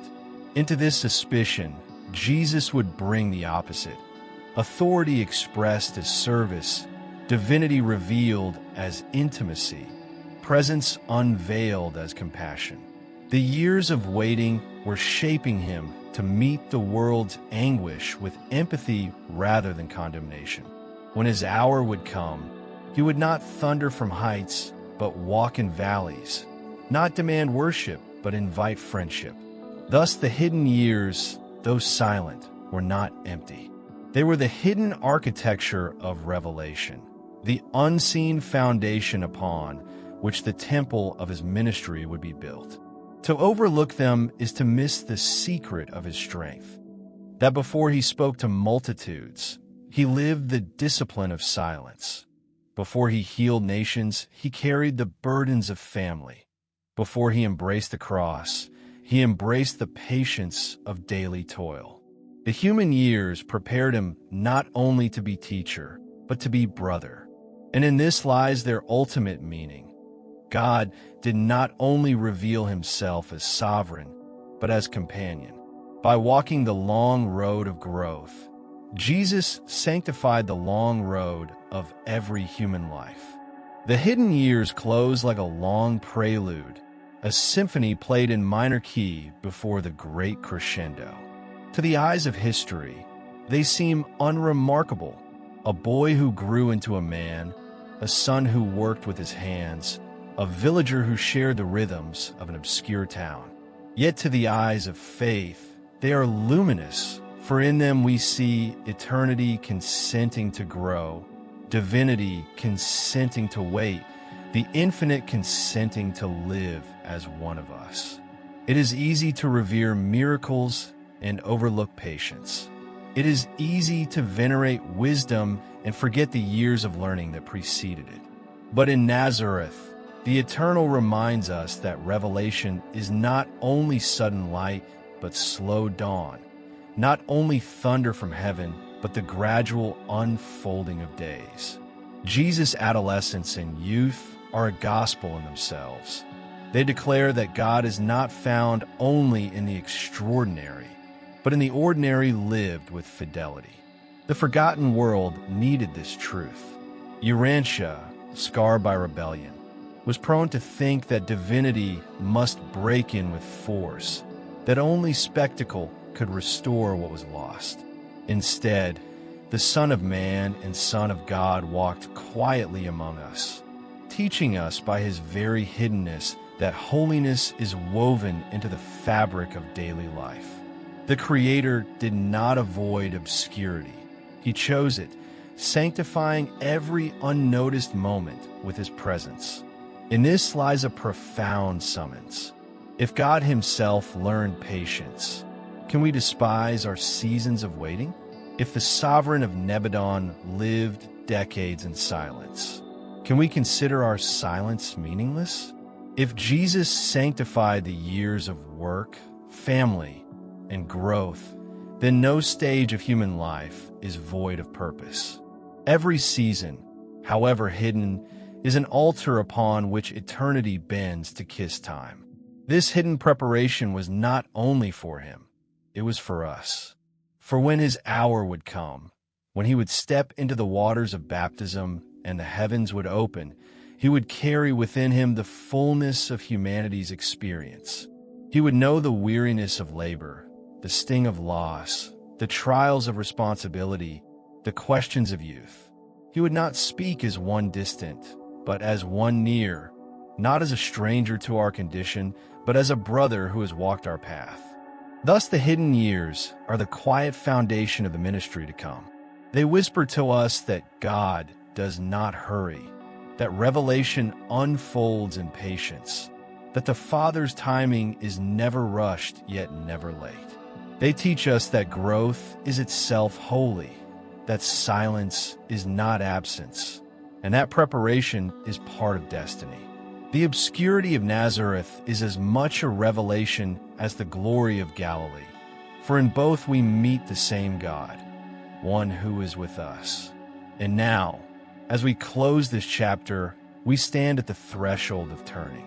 The child of Bethlehem has become the man of Nazareth. The decades of hidden fidelity are complete. Ahead lies the Jordan, the baptism, the voice from heaven, the breakthrough that will reveal him to the world. The silence of preparation will give way to the proclamation of presence.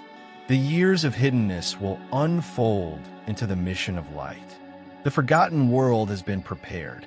The stage is set. The river waits. The Father's voice is ready to resound. The Son is about to step into his hour. Chapter 5, the baptism and the breakthrough.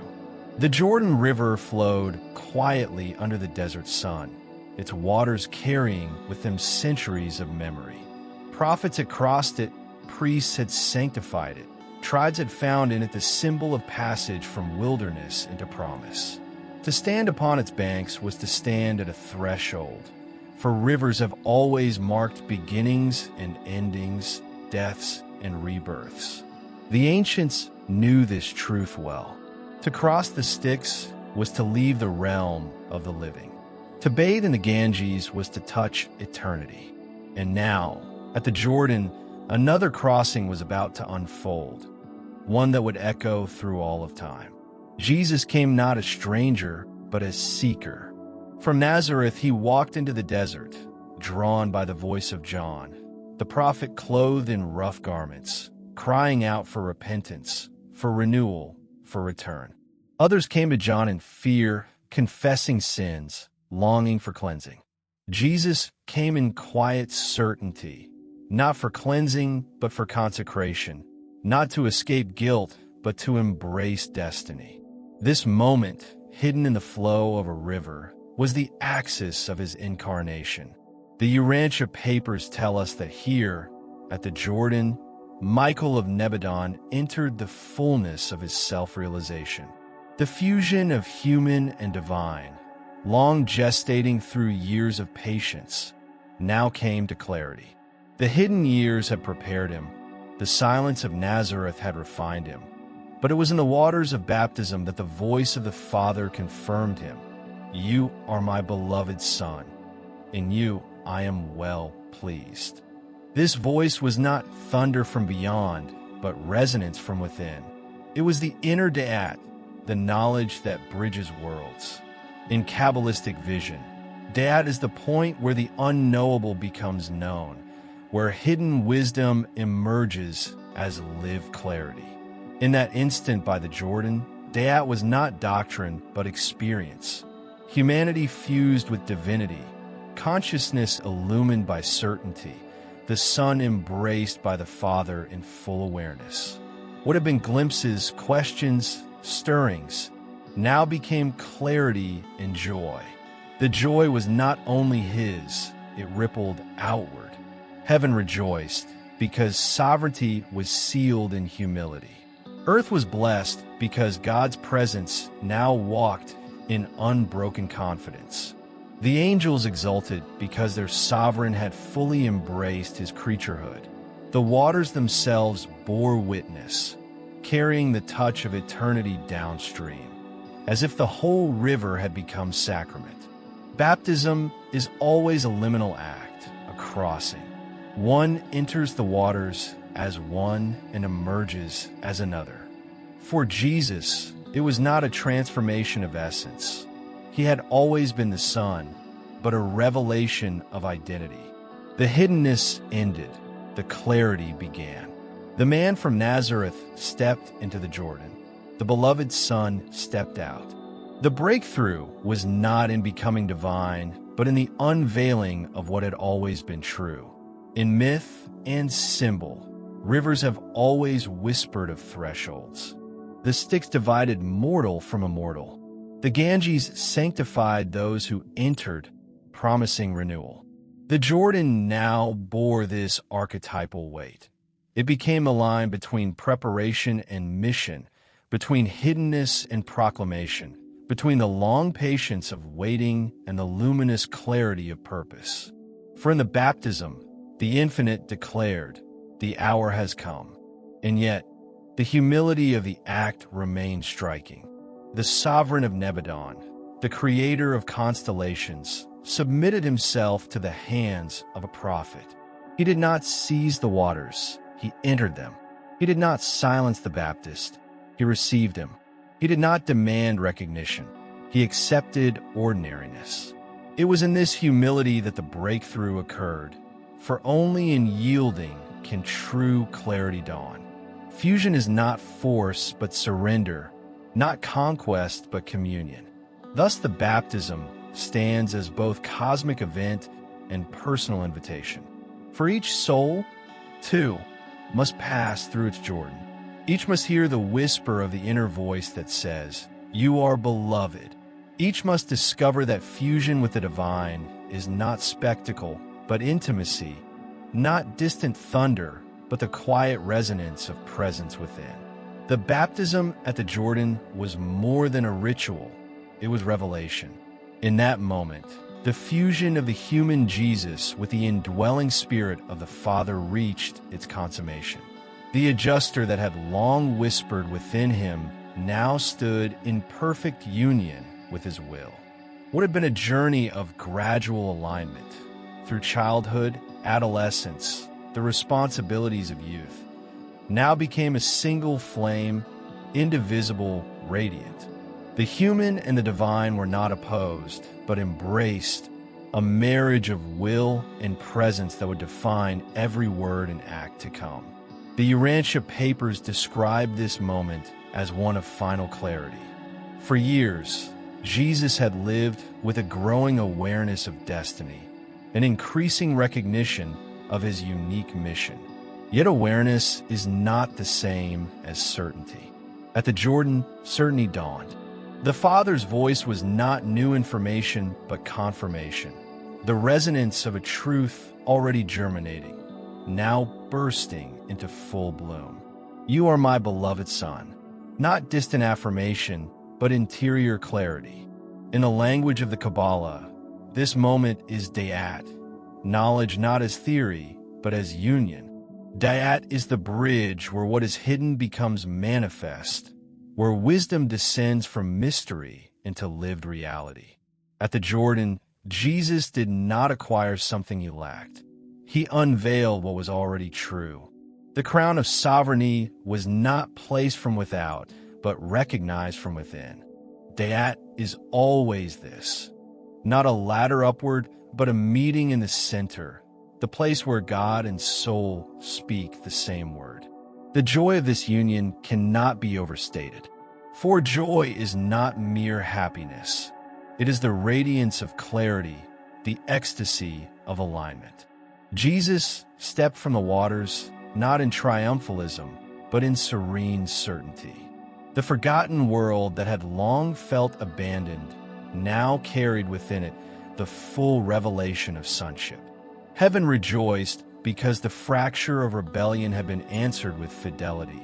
Earth rejoiced, though it knew it not, because the silence of exile was pierced with the Father's affirmation. Joy overflowed because union had been realized. Rivers, In every culture, whisper of thresholds. To the Greeks, the Styx was the passage from life to death, from mortal to eternal. To Hindus, the Ganges is the river of renewal, where sins dissolve and the soul touches its source. To Israel, the Jordan was the crossing into promise, the end of wandering. All these rivers converge in the baptism of Jesus, death to obscurity, renewal of clarity, entrance into destiny. The archetype was fulfilled not in myth, but in history. The baptism also unveils the paradox of power through surrender. Jesus, sovereign of the universe, submitted to John, the prophet in camel's hair. The creator of rivers stepped into a river to be immersed by his cousin. Here lies the secret of revelation. That power is not found in assertion, but in yielding, not in dominion, but in humility. The breakthrough of the Jordan was not spectacle, but surrender. And in that surrender, clarity shone brighter than lightning. For us, too, the Jordan remains. Each soul carries within it a river, a threshold where the human and the divine meet.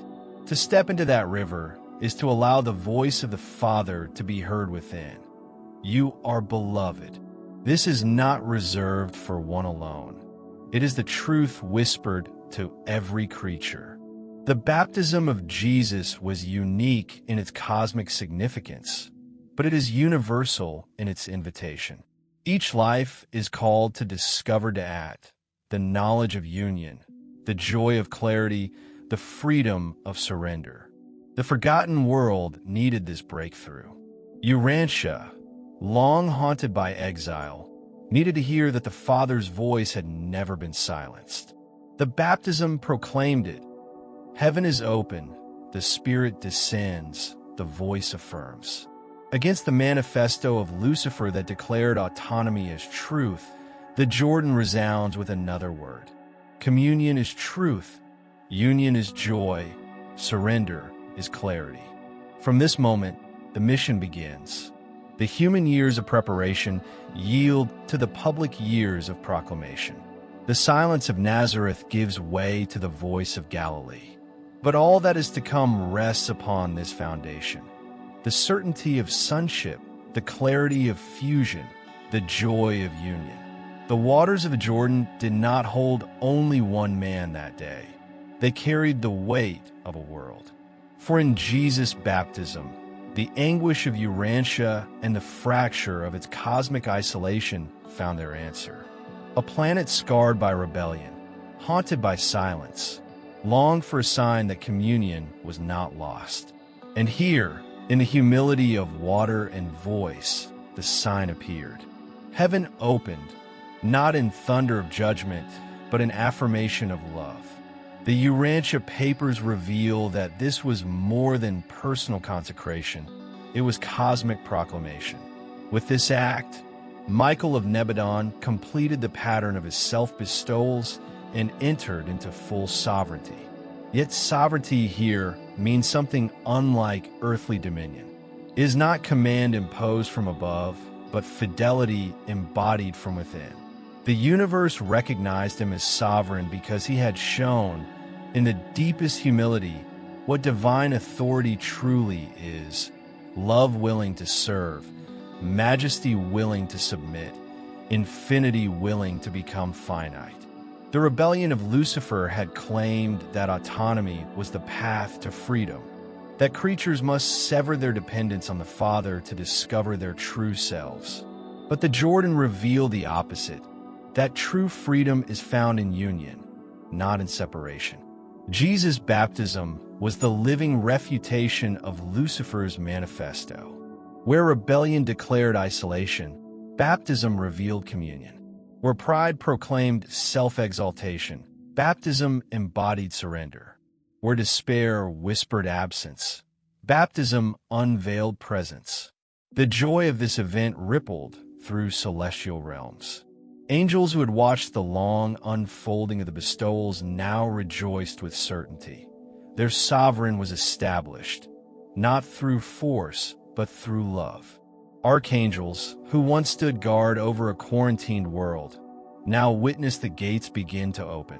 The Spirit of truth, soon to be poured upon all flesh, was foreshadowed in the descent of the dove, a gentle sign that the fracture of Urantia would not remain forever. Even creation itself seemed to exhale. The Jordan's waters, which had seen tribes crossing in a promise, now bore the body of the promise incarnate. The desert winds, which had carried centuries of wandering, now brushed against the skin of the beloved Son.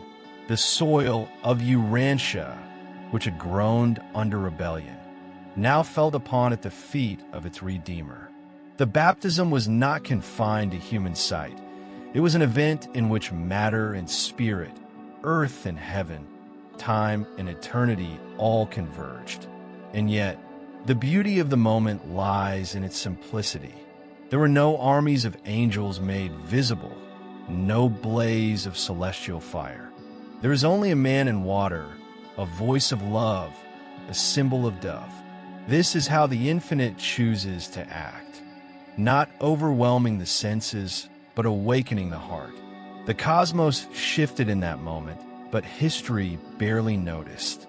What was cosmic proclamation appeared to human eyes as humble ritual. Only those with ears to hear would recognize its depth.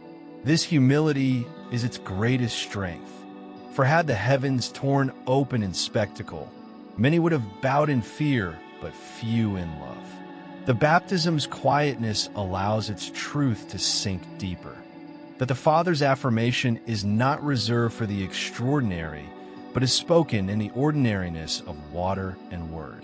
The same voice that declared Jesus beloved echoes toward all creation. You, too, are held in love. You, too, are remembered. You, too, are invited to union. The forgotten world, then, was forgotten no longer. At the Jordan, Urantia's exile met its first taste of homecoming. The fracture of circuits was not yet healed in full, but the pathway was opened, the assurance given. The Son who emerged from the water would carry the Father's presence into every valley and village, every shadow and sorrow. The baptism was the cosmic dawn of a ministry that would transfigure history. From this point forward, nothing would be the same. The carpenter of Nazareth was no longer hidden. The beloved Son, fused in clarity and joy, stepped onto the stage of time with the authority of eternity. The Jordan was the threshold, and having crossed it, the mission began. The forgotten world would now hear the voice of remembrance through the words and deeds of the One who carried the fullness of union within him. The waters of the Jordan closed again, rippling as if nothing extraordinary had happened. The desert winds carried on, the sun set as it always had, and the world spun unaware. Yet eternity had crossed a threshold, and nothing would ever be the same. The forgotten world, scarred by rebellion and silence, had witnessed its first great unveiling. The infinite fused with the finite in radiant clarity. Baptism, in its essence, is the mystery of passage. One enters obscurity and emerges illumined, enters the silence of waiting and rises into the clarity of mission. Jesus' baptism was this mystery in its fullness. It was not the cleansing of guilt, but the consecration of purpose. He who entered the water as the man of Nazareth stepped forth as the beloved Son, in whom humanity and divinity were fused. The breakthrough was not a spectacle of thunder, but the unveiling of truth. Communion is stronger than exile, union deeper than separation, love greater than rebellion. The simplicity of the scene conceals its cosmic weight. A man in water, a prophet in rough garments, a voice heard by few, a dove descending. Yet in this humility lay the refutation of every lie of pride. Against Lucifer's declaration of independence, here was dependence embraced. Against the claim of abandonment, here was affirmation spoken. Against the despair of exile, Here was the certainty of sonship. The Jordan became the river of reversal, the place where the fracture of Urantia began to heal. For us, too, the baptism remains a mirror. Each soul must pass through its own waters, must hear the inner voice that says, "You are beloved." Each must learn that clarity is not imposed from above, but discovered within, where the eternal whispers in silence.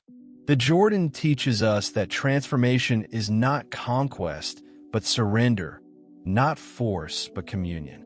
To enter the river is to yield. To emerge is to shine with a clarity that no shadow can extinguish. The forgotten world is thus remembered. Heaven is not closed, it is open. The Father is not silent, he speaks. The Spirit is not absent, he descends. This moment, quiet and hidden, is the axis upon which history turns. From it flows a ministry that will announce a kingdom unlike any the world has known.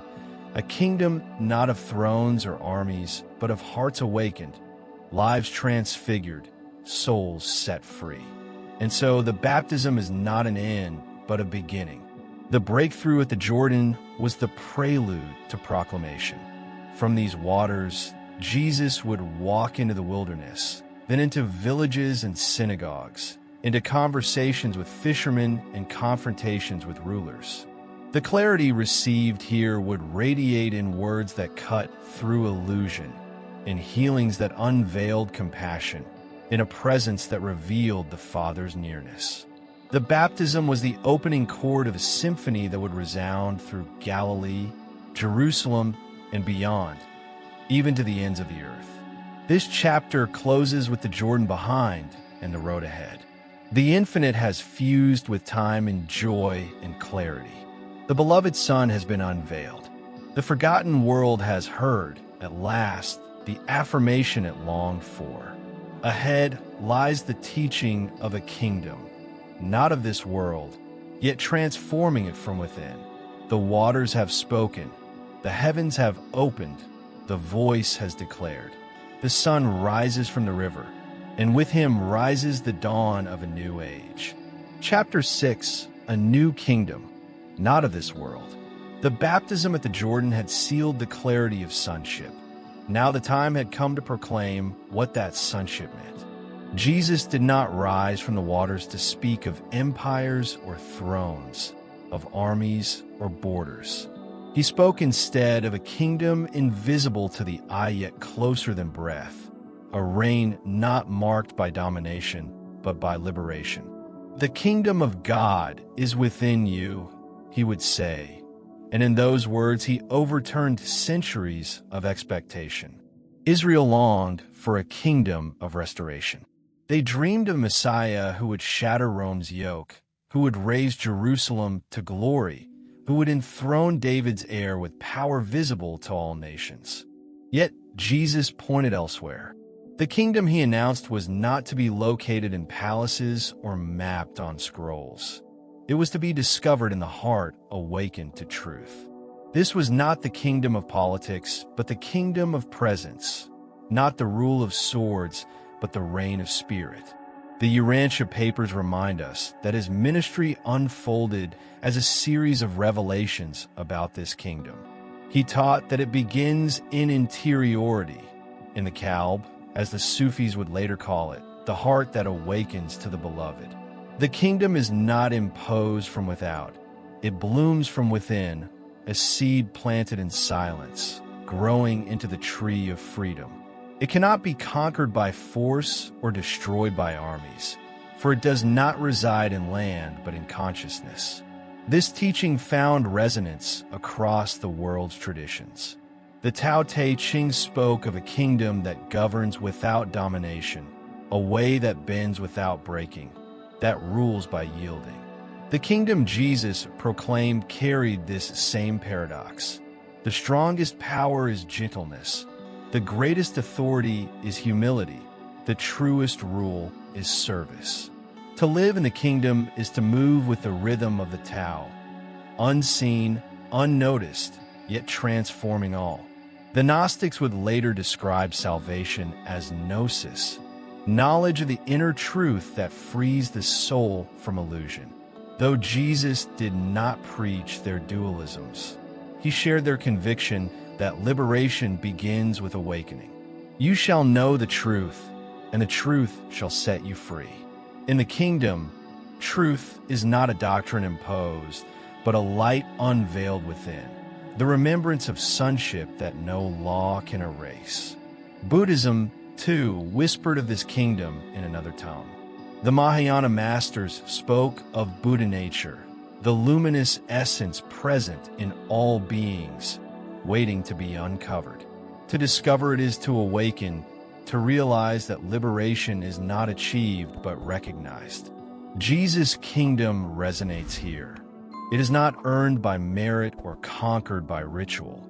It is received in awakening, in opening to what has always been present. But this kingdom was also a scandal. To those who expected revolt against Rome, it seemed weakness. To those who longed for temple supremacy, it seemed blasphemy. To those who built systems of control, it seemed threat. For a kingdom not of this world undermines every kingdom of this world.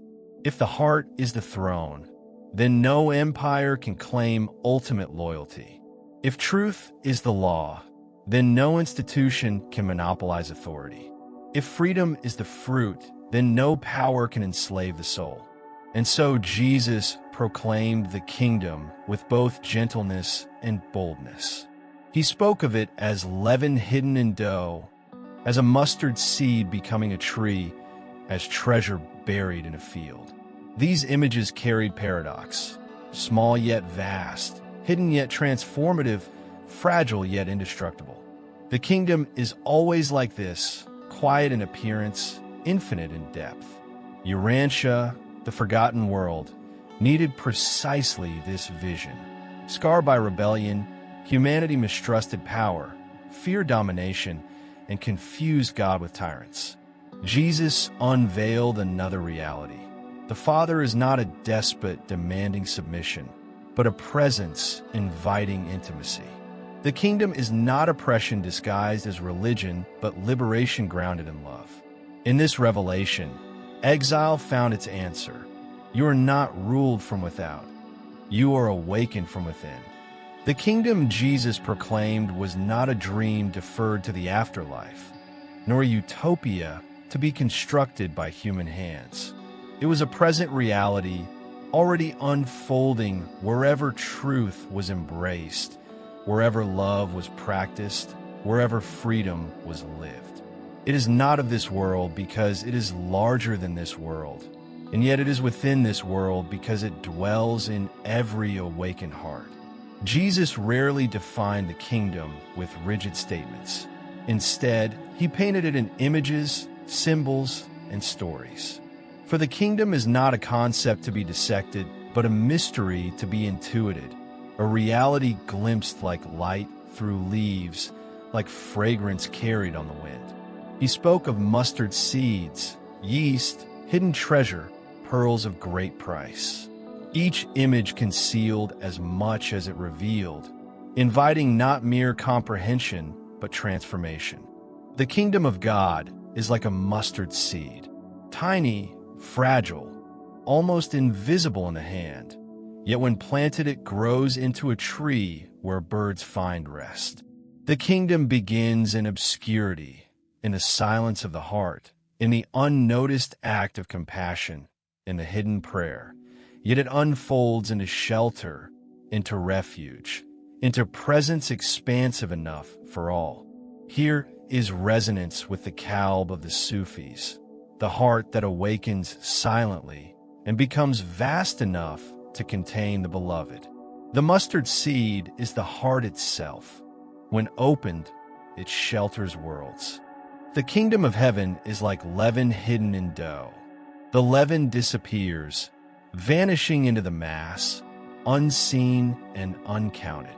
Yet its hidden work transforms the whole, raising what was flat into something alive. The kingdom, too, works invisibly, hidden in daily life, fermenting culture from within, lifting humanity not by spectacle, but by subtle transformation. The Tao Te Ching whispers the same. The best ruler is one whose existence is barely known. The leaven is the Tao of God, silent, hidden, yet quietly shaping all into newness. The kingdom of heaven is like treasure hidden in a field. Ordinary soil covers infinite wealth. Only the one who digs, who risks, who sells all to possess it, discovers its worth. This parable echoes the Gnostic vision of gnosis, the recognition that beneath the layers of illusion lies the treasure of truth, the inner knowledge that liberates. Jesus affirms this, yet he grounds it not in elitism, but in accessibility. The treasure is hidden in a common field, available to all who will see. The kingdom of heaven is like a pearl of great price. A merchant sells everything to possess it. This is the radical demand of truth, to recognize that nothing compares to the joy of awakening. The Mahayana masters spoke similarly. Buddha nature is worth abandoning all illusions, all attachments, for in its discovery lies liberation. The pearl shines with the same radiance as the awakened heart. Once seen, nothing else suffices. Through these parables, Jesus reveals a kingdom both hidden and immediate, fragile and indestructible. It cannot be located on a map, yet can be found in a meal shared, in forgiveness offered, in love practiced. It cannot be grasped by the proud, yet it is received by children with ease. It is not measured in armies or wealth, yet it conquers through compassion. The paradoxes unsettled his listeners. The Pharisees asked when the kingdom would come, imagining signs in the heavens. He replied, "The kingdom of God does not come with observation, nor will they say, 'See here,' or 'See there.' For indeed, the kingdom of God is within you." These words remain a revolution. They cut through the noise of power, the clamor of empire, the structures of control. The throne of God is not on the Palatine Hill, nor in the temple's courts. It is in the awakened interiority of the human being. The forgotten world needed such teaching. Urantia, scarred by rebellion, associated rule with domination, authority with fear, religion with burden. Jesus unveiled the opposite, a kingdom without coercion, a reign without violence, a sovereignty without oppression. To live in this kingdom is to live in freedom, the freedom of truth, the freedom of love, the freedom of union with the Father. And so, the parables remain not only stories but invitations. They call each soul to look again at the ordinary, at seeds, at dough, at fields, at pearls, and to perceive the extraordinary hidden within. They summon us to recognize that the kingdom is already near, already here, waiting not to be imposed but to be received. The kingdom is like this, hidden yet radiant, fragile yet eternal, within you yet larger than the world. The words of Jesus carried more than comfort. They carried disruption. To announce a kingdom not of this world was to shake the foundations of every kingdom of this world. For if God's reign was interior and universal, then no earthly power could claim monopoly over truth, no institution could demand ultimate loyalty, no empire could crown itself as divine. For the priests of his time, this kingdom was scandal. They had woven the law into a system of control, binding consciences with endless rules, measuring holiness by conformity rather than by love. If the kingdom is within, then their monopoly crumbles. If truth is interior, then no priest can stand as gatekeeper to God. The very heart of Jesus' teaching undermined the structures that had hardened into burden. His words were freedom, and freedom is always dangerous to those who profit from chains. For the zealots who long for revolt against Rome, This kingdom was disappointment. They sharpened their swords in secret, dreaming of a Messiah who would rally armies and overthrow Caesar. But Jesus spoke of loving enemies, of turning the other cheek, of rendering to Caesar what bore his image while giving to God what bore his, the human soul. To them, this seemed weakness, betrayal of national hope. Yet the paradox stood. The true liberation of Israel was not Rome's defeat, but the awakening of hearts to God's presence. For Rome itself, the kingdom was threat. Pilate and Herod may not have grasped its depth, but they sensed its danger. A people who believe that sovereignty belongs to God within cannot be fully controlled from without. The empire depended on fear, on loyalty enforced by spectacle of power. But Jesus sowed seeds of a kingdom where fear dissolves, where truth frees, where love governs. Empires fall when hearts awaken, for awakened hearts cannot be enslaved. The Urantia papers show how Jesus moved gently yet firmly through this tension. He did not storm palaces, nor did he incite riots. Instead, he proclaimed with authority and lived with simplicity. His presence was itself a confrontation, for he embodied the truth he spoke. The kingdom was not an abstract idea. It was visible in his compassion, tangible in his healings, audible in his teachings. Wherever he walked, people sensed another order, another reality, one that made the structures of both temple and empire feel hollow by comparison. This is why his words cut so deeply. To those who longed for God in sincerity, they were liberation. To those who clung to power, they were danger. To those who suffered under oppression, they were hope. To those who enforced oppression, they were threat. The kingdom's very invisibility made it unstoppable. A temple can be destroyed, an empire can collapse, but a kingdom within cannot be conquered. Sufi mystics would later echo this truth. Kalb, the awakened heart, is the throne of God, and no tyrant can reach it. Taoist sages would say that the soft overcomes the hard, that the unseen shapes the seen. The Mahayana masters would insist that Buddha nature cannot be extinguished, that awakening is indestructible. Jesus embodied all these insights, not as fragments, but as fullness, the reign of God hidden in plain sight, eternal yet present, invisible yet transformative. For Urantia, this proclamation was revelation and revolution. The world, scarred by rebellion, had long confused God with the authoritarian, the despotic, the distant. Jesus shattered this illusion. He showed that God's reign is not domination but intimacy, not control but communion. The kingdom is not a fortress but a seed, not a sword but a song, not a system but a presence. And yet, the shadow began to gather. Those who profited from power began to whisper. Those who feared change began to plot. The very beauty of the kingdom drew crowds, but it also drew opposition. Light attracts, but it also reveals.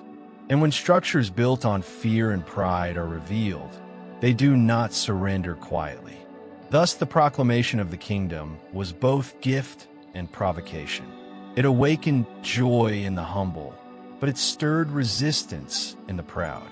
It gave freedom to the oppressed, but it unsettled the oppressors.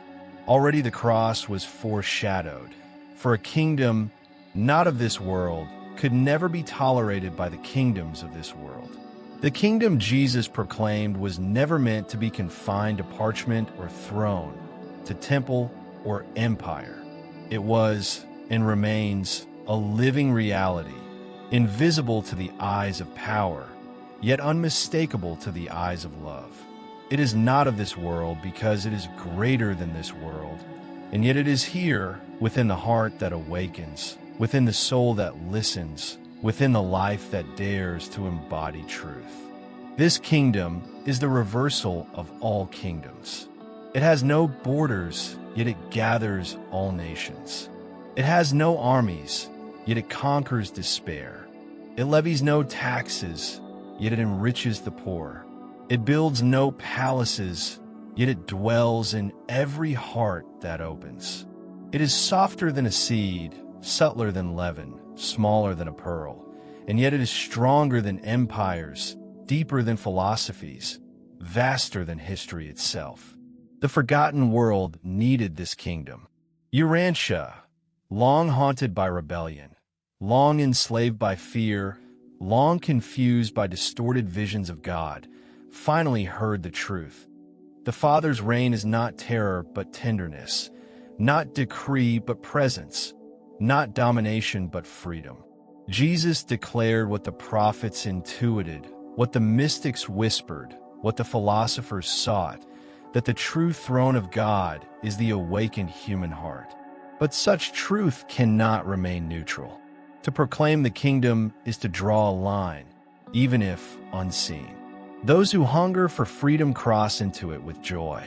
Those who cling to power resist it with suspicion. Those who fear love hide from its light. And so, with every parable spoken, every heart awakened, every chain broken, the tension grew. The kingdom that liberated souls began to threaten structures. And in this quiet threat lay the seed of the shadow that would soon gather. Yet even as opposition rose, Jesus remained serene. For the kingdom is indestructible. No plot can silence it. No cross can end it. No tomb can contain it. Empires collapse. Temples fall. Philosophies fade. But the kingdom endures because it is not built of stone, but of spirit. It is not written in law, but in love. It is not guarded by armies, but by angels who rejoice over one heart that awakens. And here the bridge is built to what comes next. For the kingdom is not only proclamation, it is companionship. It is not only a truth to be believed, but a presence to be shared. Jesus revealed the kingdom not by decrees, but by friendship, by walking beside fishermen and tax collectors, women and children, the sick and the searching. He became the friend of humans, and even the friend of angels, for in his company heaven and earth found communion. Thus we stand at a turning point. The kingdom has been proclaimed, the seed has been planted, the truth has been unveiled. Ahead lies its embodiment in the life of love, in a friend who calls each by name, in the presence that embraces all. The kingdom is here, and its king walks not in palaces, but on dusty roads, not crowned with gold, but clothed in compassion. The invitation remains eternal. Awaken, and you will see it. Surrender, and you will enter it. Love, and you will live it. For the kingdom of God is not of this world, and yet it is the only reality that gives meaning to this world. Chapter 7, the friend of humans and angels. When the kingdom was proclaimed, it did not descend as law written on stone, nor as decrees from a throne.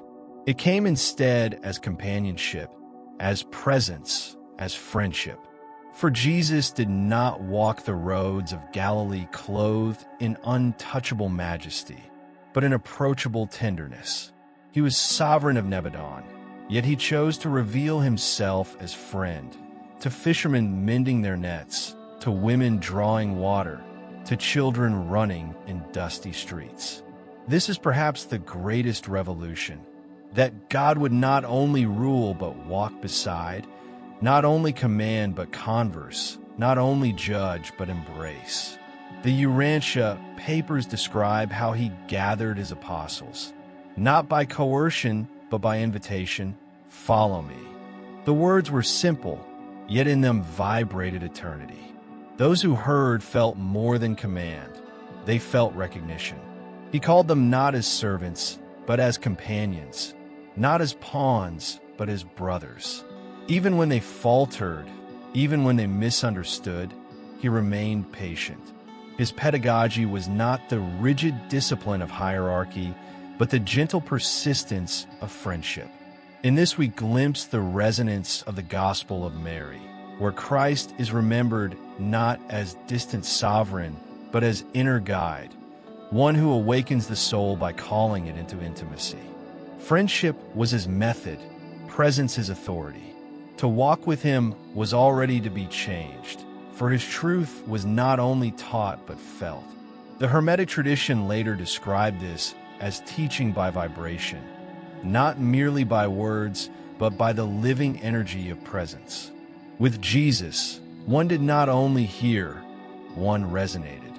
His compassion carried its own frequency, reshaping the hearts that came near him.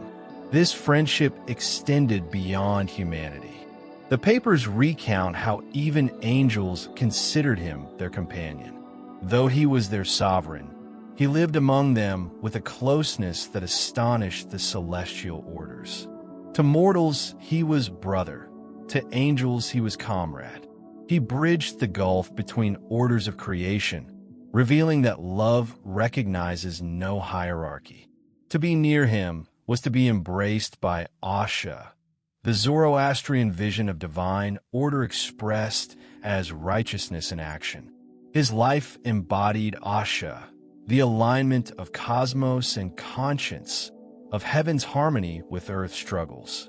What marked this friendship most deeply was compassion. Jesus did not befriend humanity from a distance, but entered its wounds.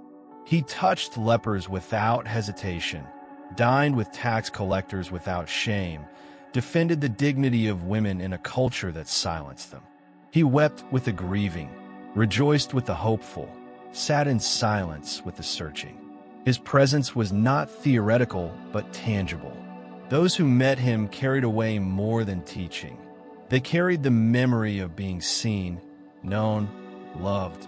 This is why crowds followed him.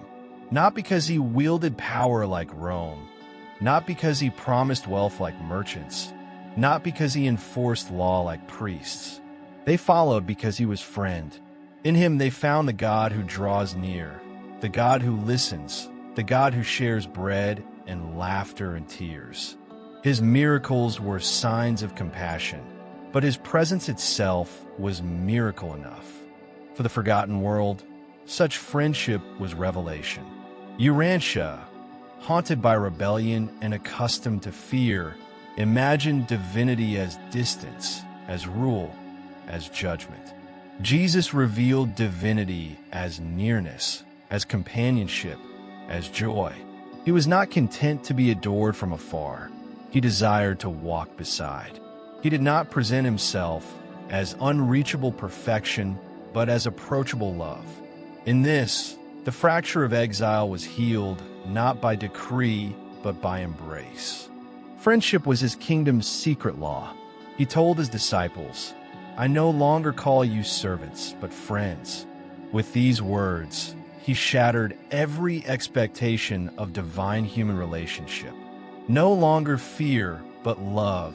No longer distance, but intimacy. No longer subjugation, but fellowship. The kingdom is friendship expanded into eternity, the communion of souls with one another and with God. Friendship with Jesus was never abstract. It was embodied in daily gestures, in the small acts that carried infinite meaning. He did not teach only from mountains or synagogues, but in the rhythm of shared meals, in the pauses of conversation, in the attentive silence before another's pain. For him, every encounter was sacred, every face a revelation of the Father. He looked at others not as problems to be solved, but as souls to be befriended, as living temples where God already dwelled. Consider the way he spoke in parables. These were not lofty discourses meant to dazzle the intellectual elite. They were stories of farmers, fishermen, women needing bread, shepherds searching for sheep. In these images, the common people heard their own lives transfigured. A mustard seed became the doorway to eternity, a lost coin the mirror of divine longing. a father running to embrace a prodigal son, the portrait of God himself. His friendship was expressed in these stories.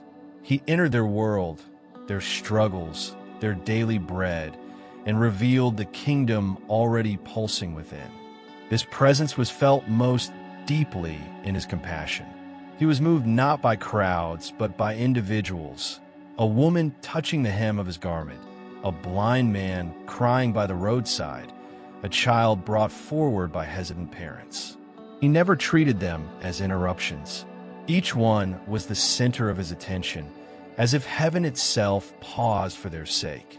In such moments, people felt what doctrine alone could never convey, that they were known, valued, loved.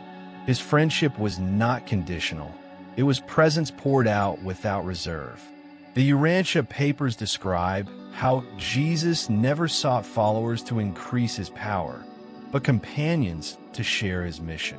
He knew their weaknesses, their fears, their misunderstandings, their rivalries. Yet he embraced them still. Friendship, for him, was not based on perfection, but on willingness to walk together. Even Judas, until the end, was treated with dignity, invited into intimacy. This patience revealed a love deeper than betrayal, a loyalty stronger than death. In a language of hermetism, his presence carried vibration. Those who drew near felt their own hearts resonate with something beyond themselves. A tax collector accustomed to greed found generosity awakened. A fisherman hardened by labor discovered courage. A woman long silenced found her voice restored. He did not merely command transformation. He catalyzed it by being himself. The divine frequency radiated through him, and hearts tuned themselves to it without even realizing how. This resonance was not confined to mortals alone. The angels, too, felt it. The papers recount how celestial hosts marveled at his humility, how they delighted to minister alongside him. To them, he was sovereign, yet he lived as companion. He honored their service, shared their joy, and allowed them to stand close not as subordinates, but as friends. The unseen realms vibrated with the same intimacy that mortals felt in his presence. Zoroastrian wisdom spoke of Asha, the alignment of creation with truth and justice. In Jesus, this alignment became visible. His friendship was not sentimentality. It was order restored, harmony enacted. To sit at his table was to feel the universe set right, if only for a moment. To hear his laughter was to taste eternity breaking into time. To be his friend was to glimpse the cosmos itself moving toward reconciliation. What marked him most was availability. He could have lived apart, shielding himself with majesty. Instead, he walked through markets, touched the unclean, entered the homes of sinners, paused for conversations by wells. He was not distant sovereign, but near companion.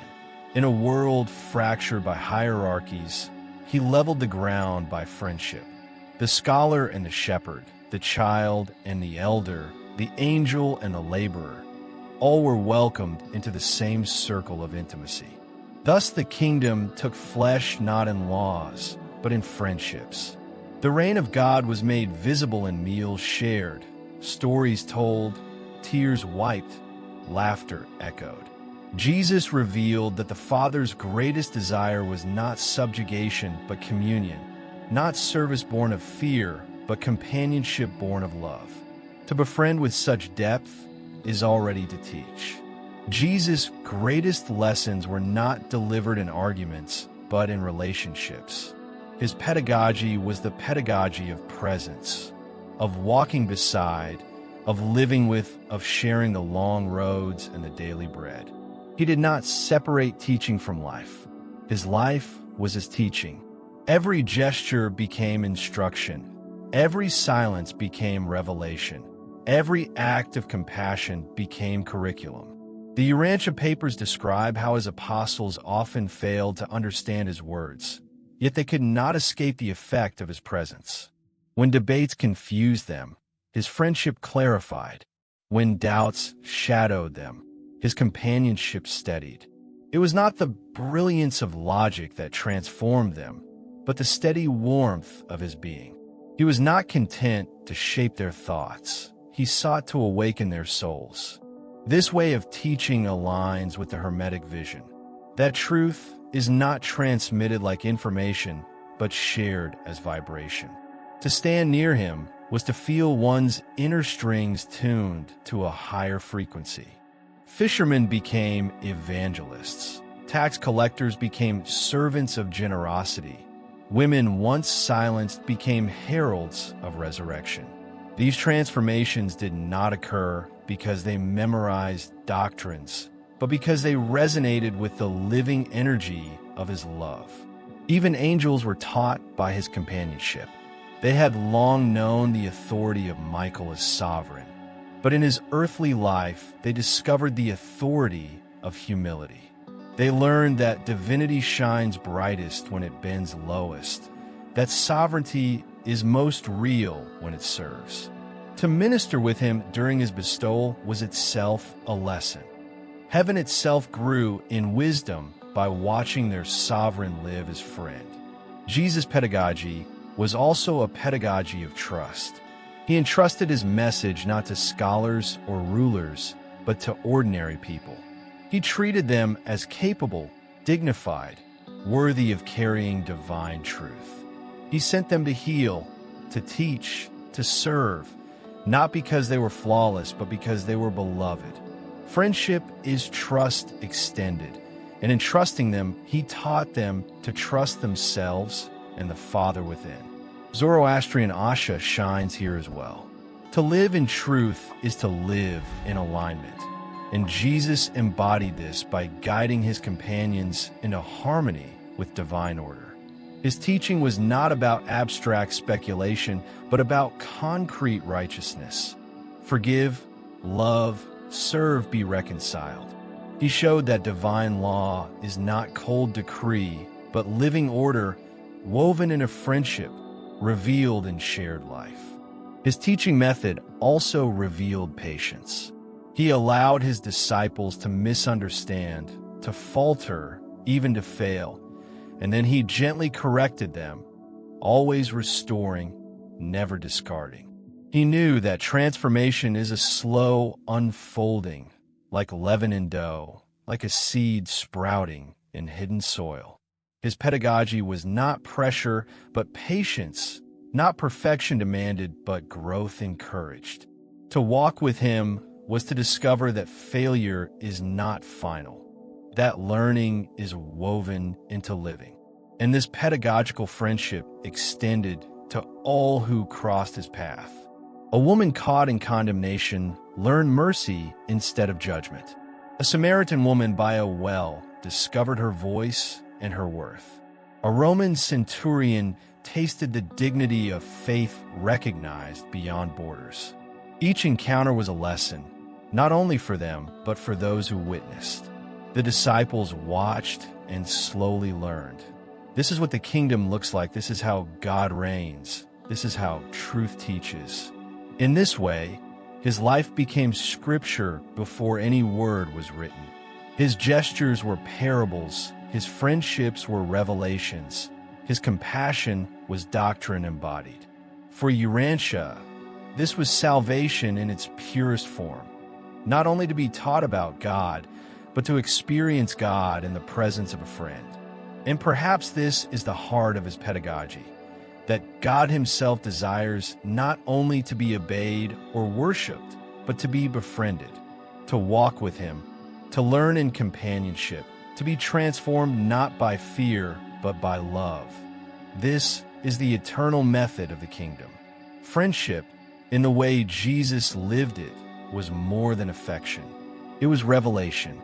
To call humanity friends was to unveil the truth that all are invited into the intimacy of God. To walk beside fishermen and children, to eat with the forgotten and the despised, was to declare in gesture what no decree could contain, that the Father seeks companionship, not distance, communion, not hierarchy, love, not fear. And this friendship extended beyond the human. The angels who ministered with him felt not only the reverence due to their sovereign, but the closeness of a comrade.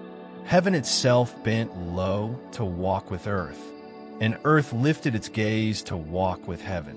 The fracture of rebellion, the loneliness of quarantine, began to heal in this shared companionship.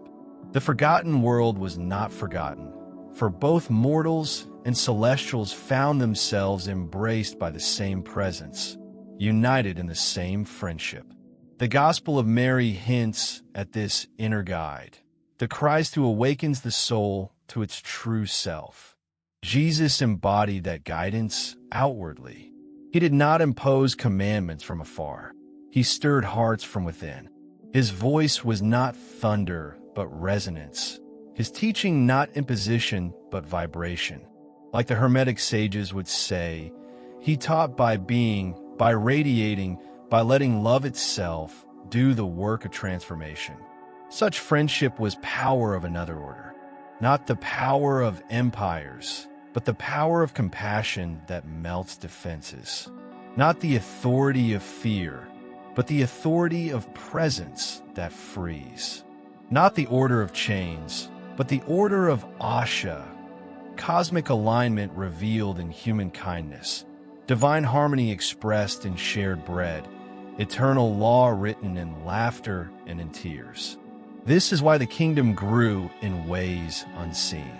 It spread not through decrees, but through friendships multiplied. Each soul who encountered him carried the fragrance of his presence, the resonance of his love. To be befriended by Jesus was to become, in turn, a friend to others, friend of the poor, the outcast, the broken, even friend of enemies. The kingdom's expansion was not conquest, but contagion, not domination, but communion. And so, the revelation of God as friend unsettled the powers of the world. For hierarchies thrive on distance, but friendship levels the ground. Thrones depend on fear, but friendship casts out fear. Systems survive on control, but friendship awakens freedom. What empire could tolerate such revolution? What institution built on exclusion could endure such embrace?